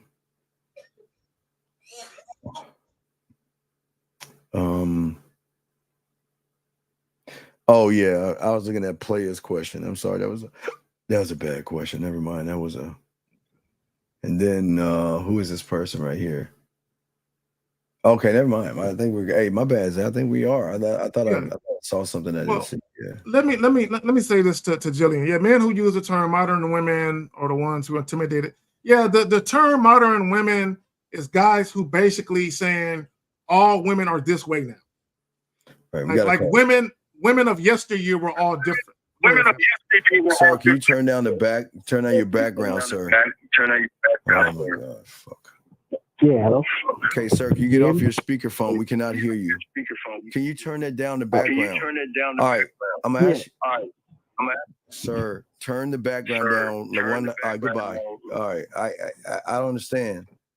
We're asking him to turn the background down. He won't listen. Turn the background down and speak up. That's all we ask you to do. I guess got a question here from Goof. Did a woman lose out on a man that admitted he messed up the relationship and he took full accountability? Did a woman lose out? What does that have to do with you? You're not even talking to women. Why do you ask questions about things that have nothing to do with you? That doesn't make sense, Zach. Why do human males y'all see why y'all ain't getting pussy? Zach, you remember we laughed damn near a year ago. I felt like a year ago. We saw an article about men thinking about other men and men looking at other men. We laughed. We were laughing like, man, no, ain't no way. But you see, these guys think more about other men and what other men are doing than themselves, and it is crazy. Okay, Steve about to go off. Steve about. I'm going. Hold on. Wait. 845. What is your name, sir? And what is your question? Oh my God. Hi, how you doing? All I right, have a sir. quick Please question. turn down the background. It's repeating there. Can you turn the shit down? Now, caller. Okay, it's done. Okay. Okay, it's better now? Okay. Sir, turn it off. We Okay. can still hear it in the background, sir. Yeah, it's off. Yeah, it's off. Okay, caller. Do you have us on Bluetooth or anything like that or speaker? We hear an echo. Fix that shit. There's an echo, sir. Okay, can I just call back? I'm not too sure what the issue is. Do you have earbuds in, AirBuds, anything like that? No. Oh my God. Okay, caller. You fix that shit, bro. Please fix it and call back, buddy. Thank you. Yeah, man. God damn, that shit is weird, man. Fuck. So let's put what you said together. That's me when I went back to my ex when I got game for you guys. So you went back to your ex. You know what? It was my bad that I messed up the relationship. Will you take me back? Is that what you did? Guys, let me explain something to you guys. I tell you guys not to recycle women. Okay, the main reason I tell you not to recycle women is because if the relationship you had or the interaction you had with women was toxic, drama-filled, or negative, she's always going to look at you as that guy. If she thought you was a lame dude, you're that guy. Go ahead, Steve. Eric Code 516, sir. What is your name and what's your question? 516. What's your name, sir, and what's your question? David from New York. Okay, can you please speak up, sir? Can you please speak up so everybody can hear you? You sound really low. Can you speak up, please? Yeah, can you hear me better? Is it Yes, better now? please go ahead. What's your question, sir? Yeah, I have a bad issue. I have a bad issue with seeing like escorts and stuff. I just want to know how can I stop that. Sir, how old are you? 33. Okay, we're gonna let you go because you're fake. All right, you have a good day, sir. You have a good day. Same guy, saying you can hear the echo in the background. It's the same guy. He just used a different number. So I go ahead and block him. Yeah, Go ahead. if you use a different number, yeah, fuck all that. He's the same guy, yeah, different number. Yeah, same guy. Okay, the reason why I tell you again, the reason why trying to rekindle that flame is a bad idea is because if that woman was disrespectful to you or treated you like shit, you're that same guy, right? So even if you grow a little bit, you evolve a little bit, women very rarely recognize the new you.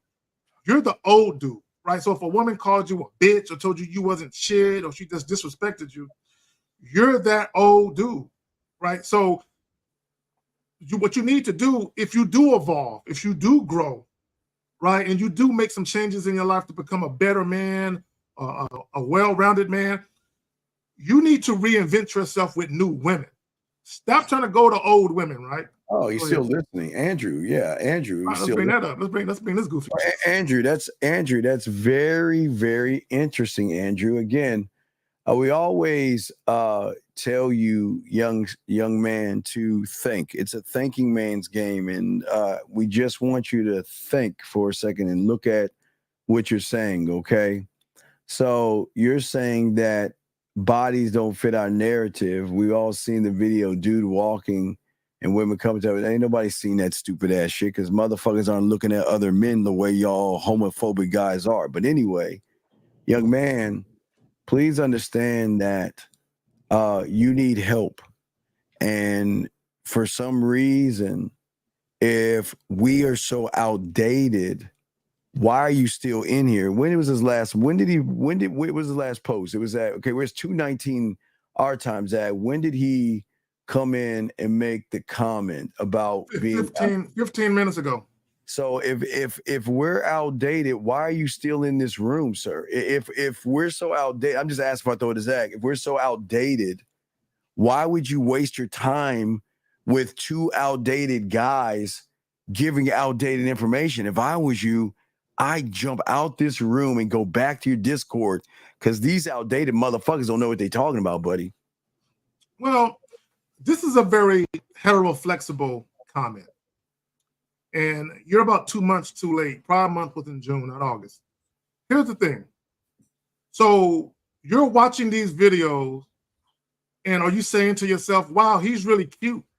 I can see why women are looking at him because if I was a woman, I would be gawking at him too. I mean, is that what you're doing? Oh my God! Is that because you said you want to discard the body and look game, so you must have saw his body and you must have been visually impressed by what you saw. I mean, you know, you must have really liked the way that the sweat was trickling down his pecs and shit for you to talk about looking body game. Here's the thing. Here's the thing. Number one, I don't watch videos like that, right? Because the only guys who fixate on videos like this are guys who are not having sex in real life, right?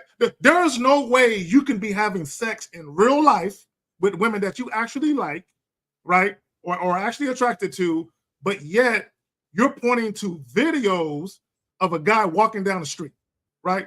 Because the fact that you put or place so much stock in that implies that you're not out here living real life.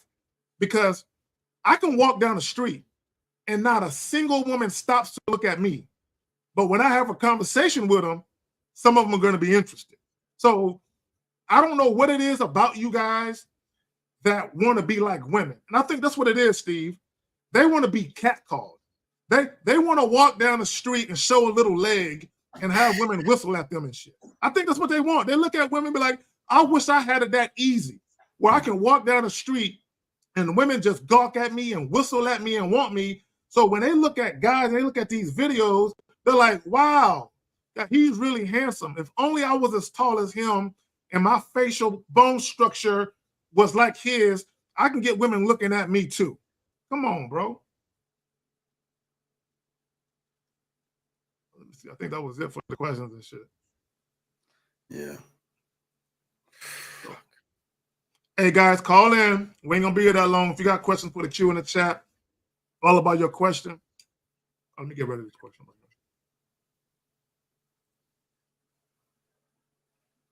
And let me say this again. Guys, you looking good to women.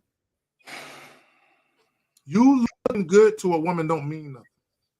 A woman can think you're handsome, but not be into you, right? There's this notion that if women think you're cute, handsome, fine, or whatever, that she's automatically going to fuck you or deal with you. And again, you're looking at attraction through a man's lens, okay? That's a very, see, when men, let me say this, men with no game, they look at attraction very simplistically.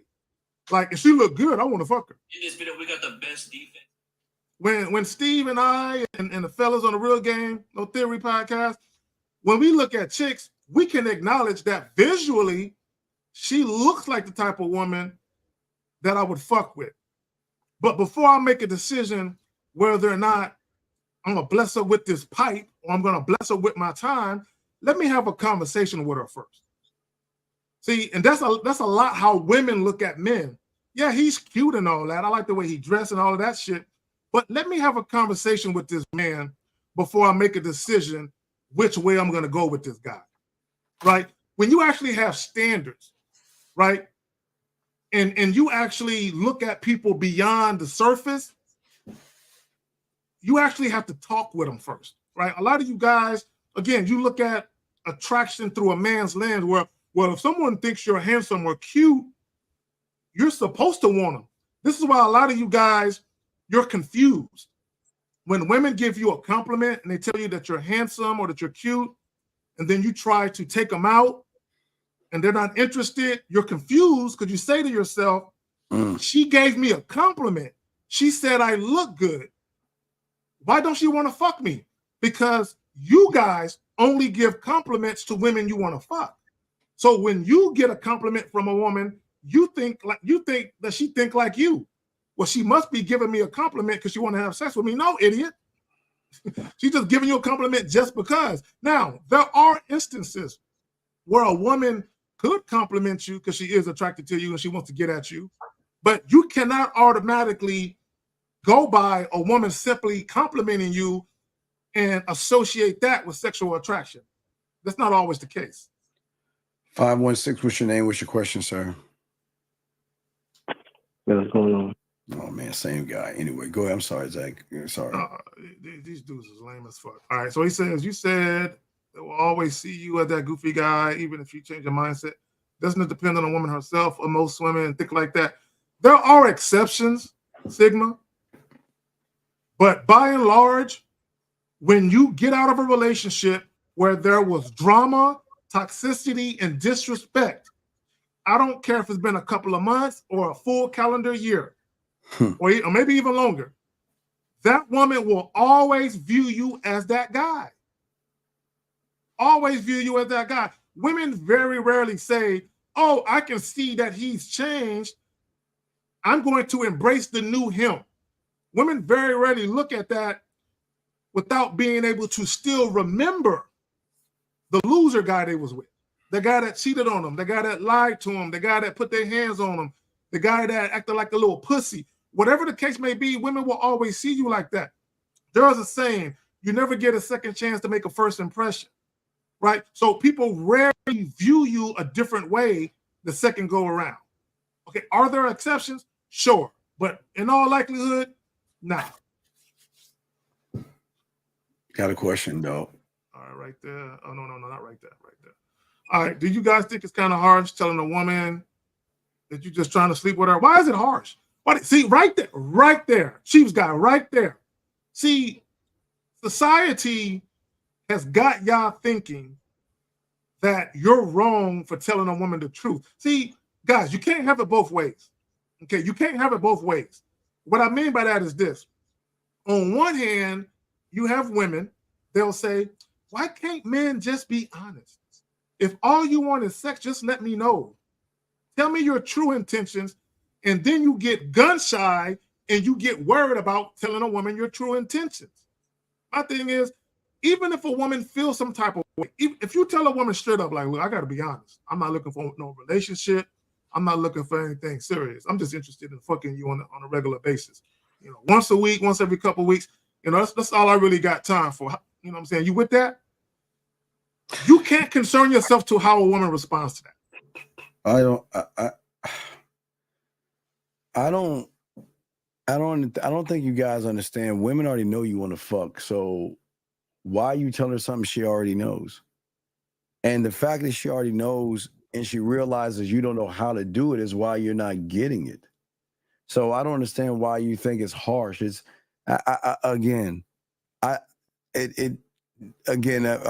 you know, the show's Miles Cunningham explained it best. Y'all language and how y'all talk is such an exposure of the lack of sexual experience.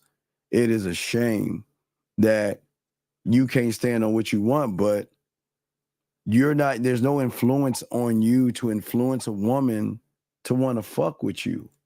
And I think that's the problem. You're using the word harsh for that. Yeah. Jillian said it right there.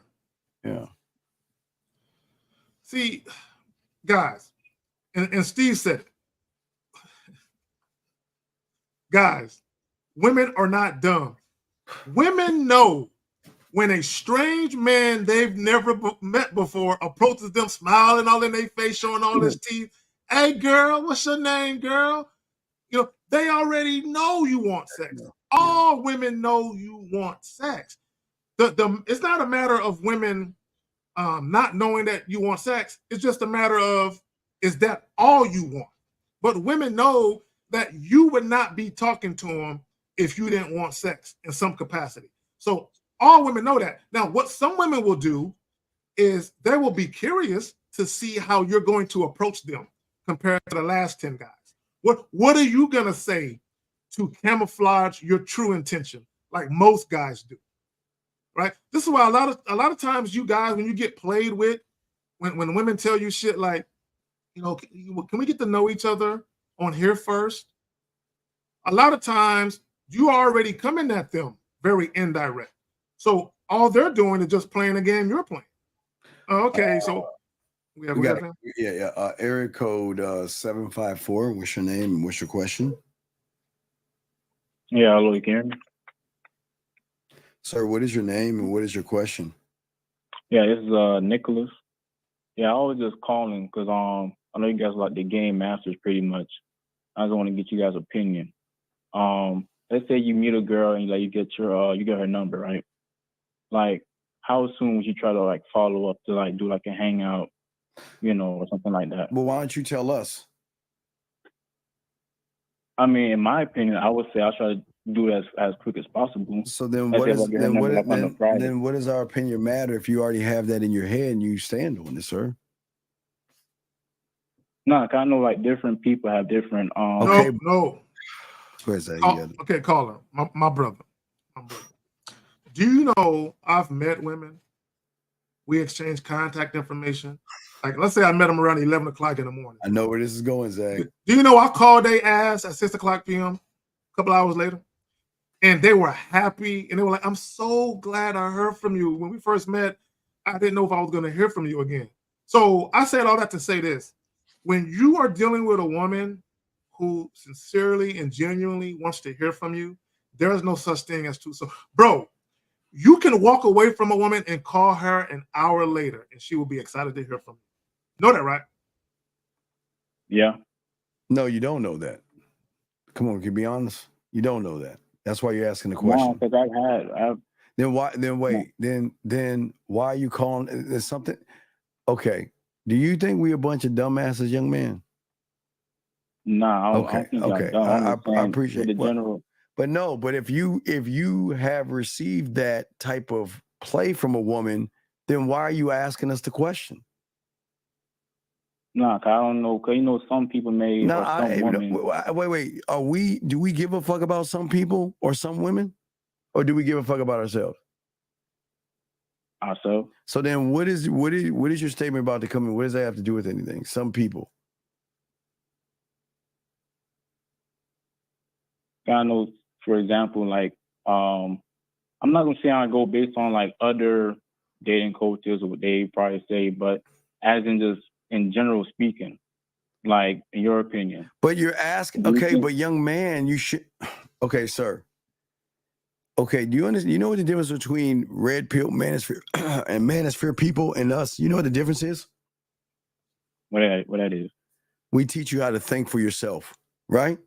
So we're teaching you how to think for yourself. Like I said in the beginning, whatever you do is fine as long as you stand on it and you ain't thirsty. But why would you? What does our opinion matter to you? Why is our opinion so important versus what you're doing? I just want to get like you guys' viewpoint on it. That was really what it was. Okay. So, caller, and shout out to Steve. He said it.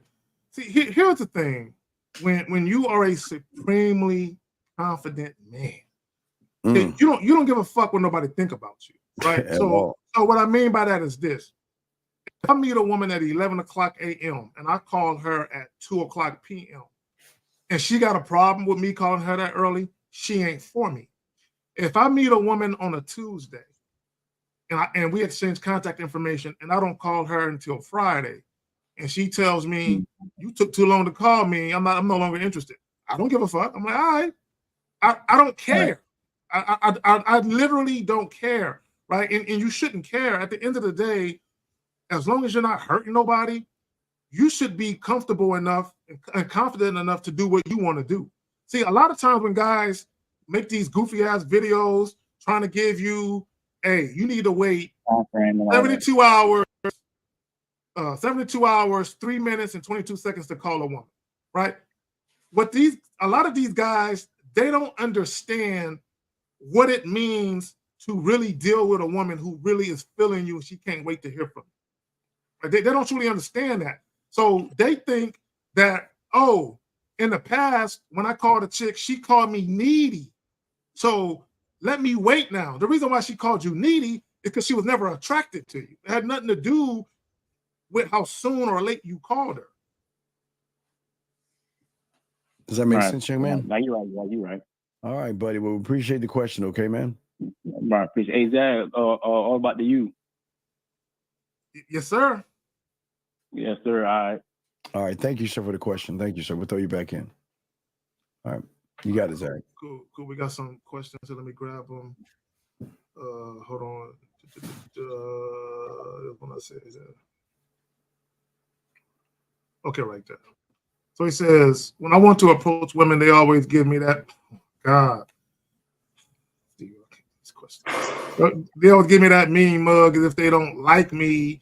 Dog, they don't know you not to like you. Y'all think it's because of my bro.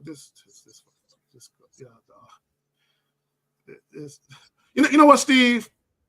This is how I'm gonna respond to that question. Right? For those of you who don't know, I have a twin brother. Right now, if you saw us side by side and you look for a second, you can tell us apart, right? Because but you can just tell us apart. But back when we were younger, we were pretty identical, right? So I remember being about 14, 15 years old, and he used to always walk around smiling. I didn't, right? So he just had a friendlier disposition. So women would approach me like in school. We walking down the hallways. Women would approach me, and my brother's his name is Terry. I'm Kerry, right? So she would say, women, actually multiple women, they would say, "How come you always look like you're mean? You don't have that friendly look like your twin does." And I would tell women, I would say, "What I'm supposed to walk around showing all my teeth so y'all won't think I'm mean and shit, right?" And I'm like, "Tell me a joke that make me laugh and I'll smile for you," right? Like, so then what some women realize is when they would approach me and talk to me, they understood that he's not mean at all. I just prejudged how I thought he might be based on his face, right? On how he's looking, right? Because I always had a serious look on my face, right? So when women would actually speak to me, they would be like, "I like this dude. He's cool as fuck."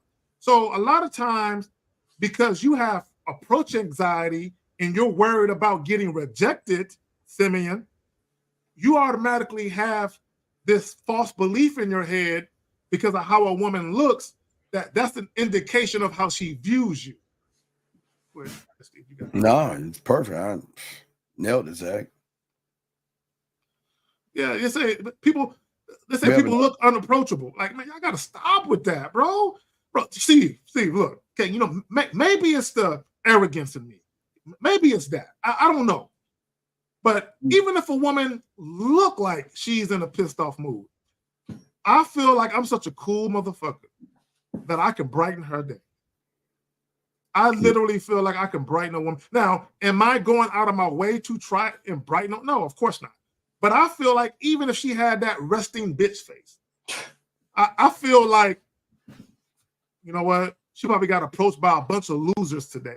She just getting tired of getting approached by losers all day. She been waiting for a real fucking man to approach her. I'm just what the doctor ordered. Let me go ahead and make her day. I literally feel like that sometimes. So I'm not worried about how her face looks and shit. Or there could be something on her mind. She could have literally had a bad day at work, and she's just, in the moment that you see her, she's recounting that bad day she had at work. So you think she's unapproachable when in reality, she's just thinking about something. A lot of times, look, I remember, Steve, I would be chilling and I'll be thinking about something that happened earlier in that day. Like I might be thinking about, how a chick served me earlier, how she serviced the brother, you know what I'm saying? And I just be thinking to myself, recounting that moment, and I might smile to myself. And I've literally had women that say, "Ooh, you must be in a good mood." I'm like, "What do you mean? You're just smiling." And I didn't realize I was smiling because I'm literally lost in thought about something that happened good earlier that day. So a lot of times your facial expressions, you don't realize you're making them. I'll give you another example real quick. I remember when I met this young lady, her and I, we were introduced to each other. So before we met, we had a phone conversation. When we first met face to face, I remember her biting her bottom lip, Steve, and just staring at me.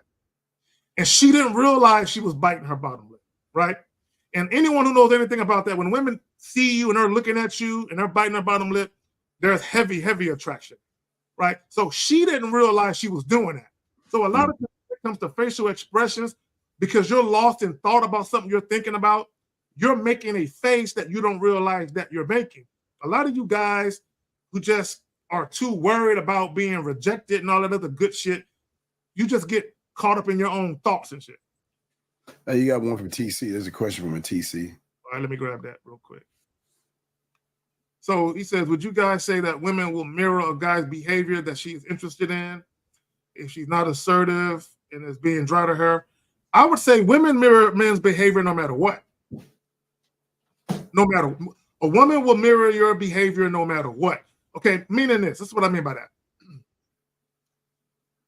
If a woman thinks you're full of shit and you're trying to act like you want to deal with her beyond just sex, but she's already kind of peaked that you're full of shit and that you're very deceptive, she will mirror that, right? You'll either have women that'll just stop dealing with you because they ain't got time for it, or you'll have women that'll say to themselves, oh, he think he's slick. Oh, okay, so he think he's slick enough to try and fool me and pull the wool over my eyes. Oh, okay, he want to play? I'll show him, right? So that, and also if you're consistent, right? If you're consistent and women actually respect you, they'll be consistent, right? Just like if you're inconsistent, women will be inconsistent. Go ahead. Well, I'm just bothered by his consistency, Zag, to bring up other guys and not ask for himself. Yeah, that's a good. It's weird, man. Why do y'all care about what a woman's gonna do with another guy, TC? Can you explain it? I don't, man. I don't understand, man. All y'all, it's like y'all care more about other guys and men than you do yourself. Why do y'all talk about other guys? I don't understand. What does another guy have to do with you, or what she does with another guy? Why do they? I don't understand the question, because he's not asking for himself. It's like he's just throwing it up in the air, like imagining a woman talking to some guy that he's never met before, and just, I don't know, man. Well, let me tell this story. TC, I'm gonna tell this story. I'm gonna be brief, Steve. Okay, so, and I told the story before. I'm gonna try and shorten it. So, back in the day, there were two women that I dealt with, but I dealt with them independent of each other. So one chick I dealt with when I was 18 years old. Another woman I dealt with when I was like 20, right? So they didn't know each other, right? So I dealt with them independent of each other. Now, when I was about 21, 22, I'm walking downtown, Steve. I'm downtown San Antonio on a nice sunny Saturday. I'm walking, and as I'm walking, I'm by myself. I see two women coming towards me, and they're both pointing at me. And I'm like, who? And it happens to be both those chicks that I dealt with 2 years apart, right? So I'm looking at them, and then they laugh, and I'm laughing. So we end up talking. And now these two women, I had sex with both these women, right? But at the time, I wasn't really interested in rekindling any flames, right? So I'm talking to them, and, I thought about the prospect of, maybe seeing if I can get something popping with both of them. But I wasn't really married to the idea. I was like, yeah, something happened, but I'm not tripping. So to make a long story short, I had two dudes that I was cool with that lived in my apartment complex. And these dudes were new to San Antonio. And I never saw these dudes with no chicks, but they would always talk about women, but I never saw them with no women. So Steve, me being the type of brother that I am, I said, you know what? Let me hook these two brothers up with these two chicks right here. These chicks are single. They're single. So I told these young ladies, I said, yo, look, I got these two dudes that I know. They're roommates. Why don't y'all come through? I'll make the introduction. So Steve, I introduced these two guys to these two women. So I'm at the crib.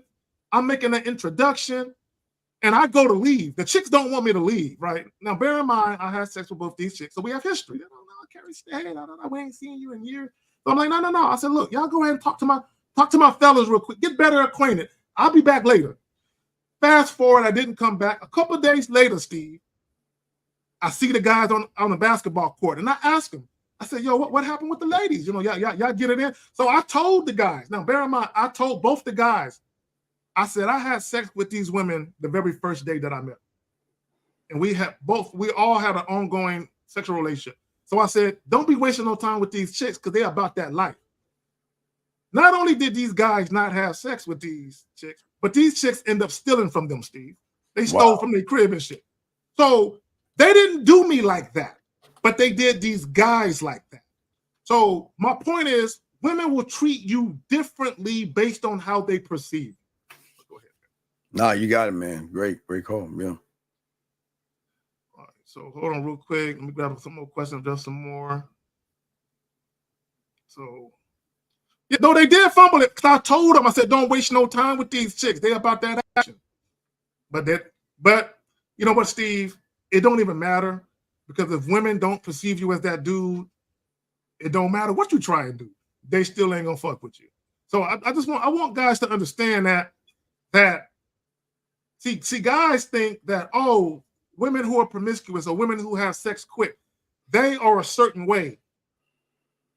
These two women that I told us, I'm showing you that they're not the same way with every guy. Women will always treat men differently based on how they view you.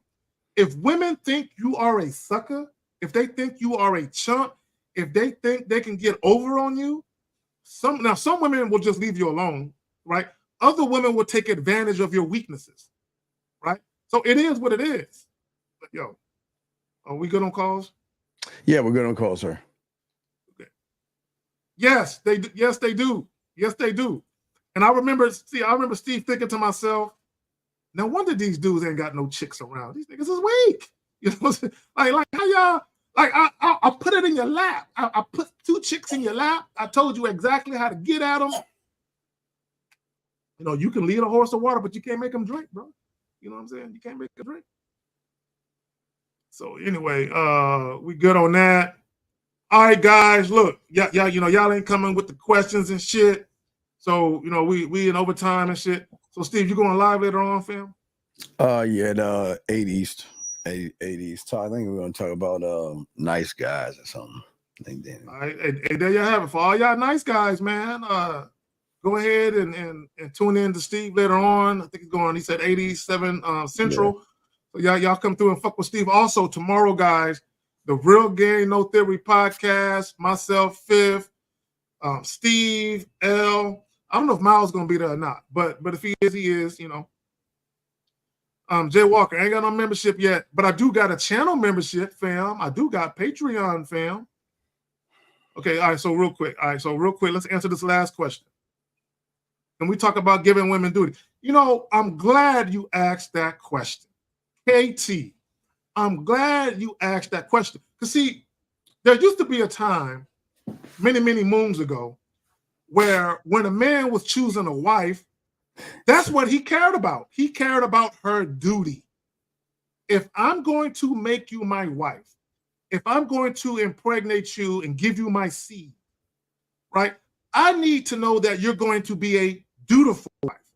I need to know that you're going to do what's required to run the household smoothly in my absence. When I go to work and I'm getting to the bread, right, I need to know that you're going to be an extension of me and you're going to give our children walking instructions. So if the kids are doing something that they ain't supposed to do, what are they going to say? Hey, y'all know how y'all dad would feel about that.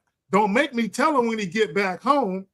That's a dutiful wife. A dutiful wife. When you come home, Steve, I always talk about the beer mug, right? I always talk about the frosted beer mug in the freezer, right? Because I had a couple of women, when I would come home from work, right, they would have my flaming hot Cheetos right there, Steve. You know what I'm saying? Yeah. Or some popcorn in a bowl, freshly popped, because they know I'm a popcorn eating motherfucker, right?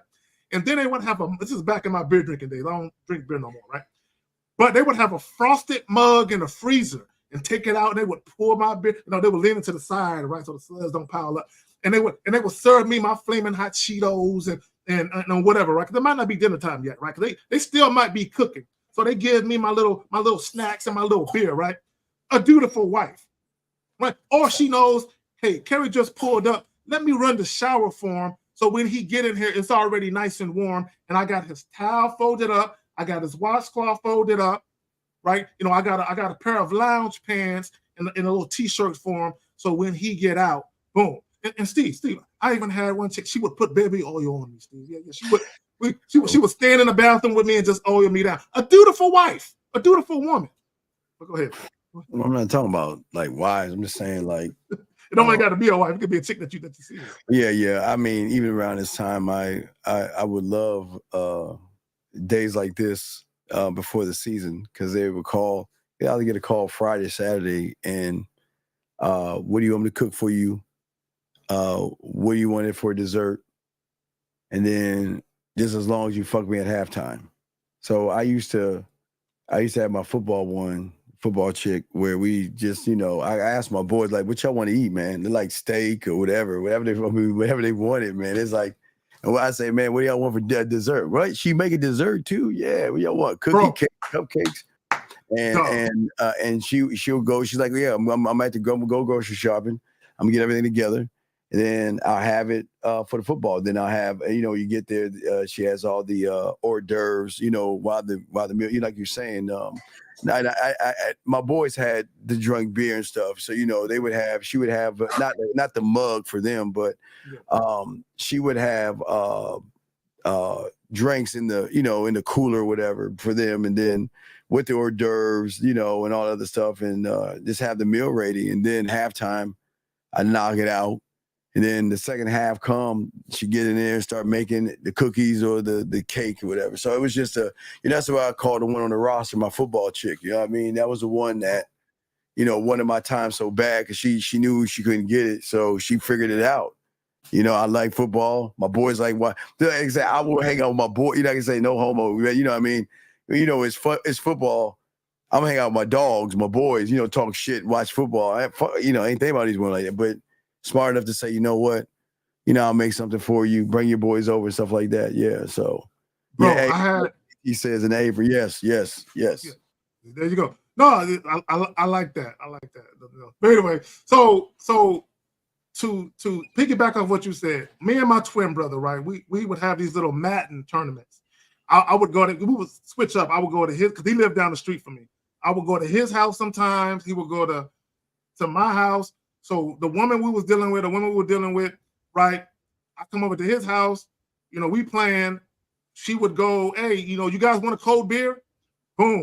Before we finished the beer we had, hey, you guys want another one? She would bring it. Same thing at my crib. Chick, she would go in there, like you said, the little finger foods and shit, or the little platter. You know how back when they had at the job they had what do they call them? Potlucks. The little platters they got with the little cheese and all that other shit, different vegetable platters.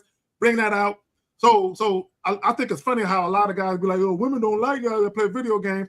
Bro, we had chicks that had no problem with that, and they would come and make sure that there was always a cold brew and there was some fresh little finger foods right there. Dutiful women. Guys are so concerned about what a woman may or may not have done in her sexual past. You got a woman right here who's taking care of business. She's making sure you're straight. She's making sure your company is straight. And I just want to ask guys, how can you look past that? How can you look past, a chick taking care of you? Yeah, I would always love when they like you say, that's what I call a gamer chick. That's the one that, she wants to spend time with you. And, we have to do a walk. We have to do a walk around, like a walkthrough. Cause I can't play on the 32-inch TV screen. I ain't doing that. Ain't happening, Zach. I ain't playing on a little shitty ass TV. You gotta call one of your suckers up, and you gotta at least come 55. I'll be all right, I'll go 50 minimum, but it's gotta be 50 up. You gotta have that joint ready to go. You gotta have some surround sound. We gotta go through the refrigerator and look at the snacks. Cause you listen. See, the thing is that if you want my time, you got to furnish your crib to my specifications, period. You see what I'm saying? What is that? Now, is this something you ask? Okay. What do you mean? He's talking about when your boys is there and the chick is taking care of y'all. I never had to ask that. Never. They wanted to do it. They wanted to do it. They wanted to do it. Yeah. Because you got to understand, guys, when you're dealing with a woman who actually gives a fuck about you, she actually wants to be in your life and she cares about her role in your life, how she conducts, because you got to remember, women are representative of you. So if you're dealing with a woman who gives a fuck about you, she Yes. doesn't want to be seen as the lazy chick, as a chick that don't hold her man down. She don't want to be seen as that, right? So she gonna hold you down. Yeah, because they want to, not because they have to. You don't have to add. I mean, I'm telling you guys, that's why we always tell you, don't fuck with bottom of the barrel. You want to mess with women that have shit going on because they like to do shit. You know, they're not worried about bills and nothing like that. They have money and they want to do things for you because they like to do. They want to show you a different level of appreciation. Hey, Jillian, sometimes that might be some truth to that. Yeah, there might be some. I'm glad you said that. Hey, Zach. Come in. Hey, she'll rub your face. She'll kiss you on your cheek. Hey, it's game in that, JT. That's yes.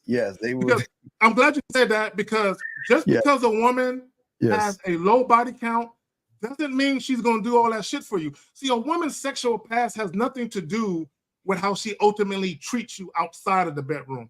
And I don't know why guys think that. Right. So Jillian, yes, she wants them to be like, damn, man, your girl cool than a motherfucker, because she already know the women that they deal with ain't shit, right? So she wants you to leave. Damn, man, his girl, man, damn. Yep, and it's like that. But on that note, we're about to get up out of here. Hey, thank y'all for coming through. Please like the joint, share and subscribe to the joint. Steve, you got anything you want to plug before we get up out of here? No, I appreciate you having me on, my brother. Thank you for having me on, man. Appreciate it. Y'all check out Steve later on today. And don't forget the Real Game No Theory podcast tomorrow, 11 Central, 12 Eastern. We out.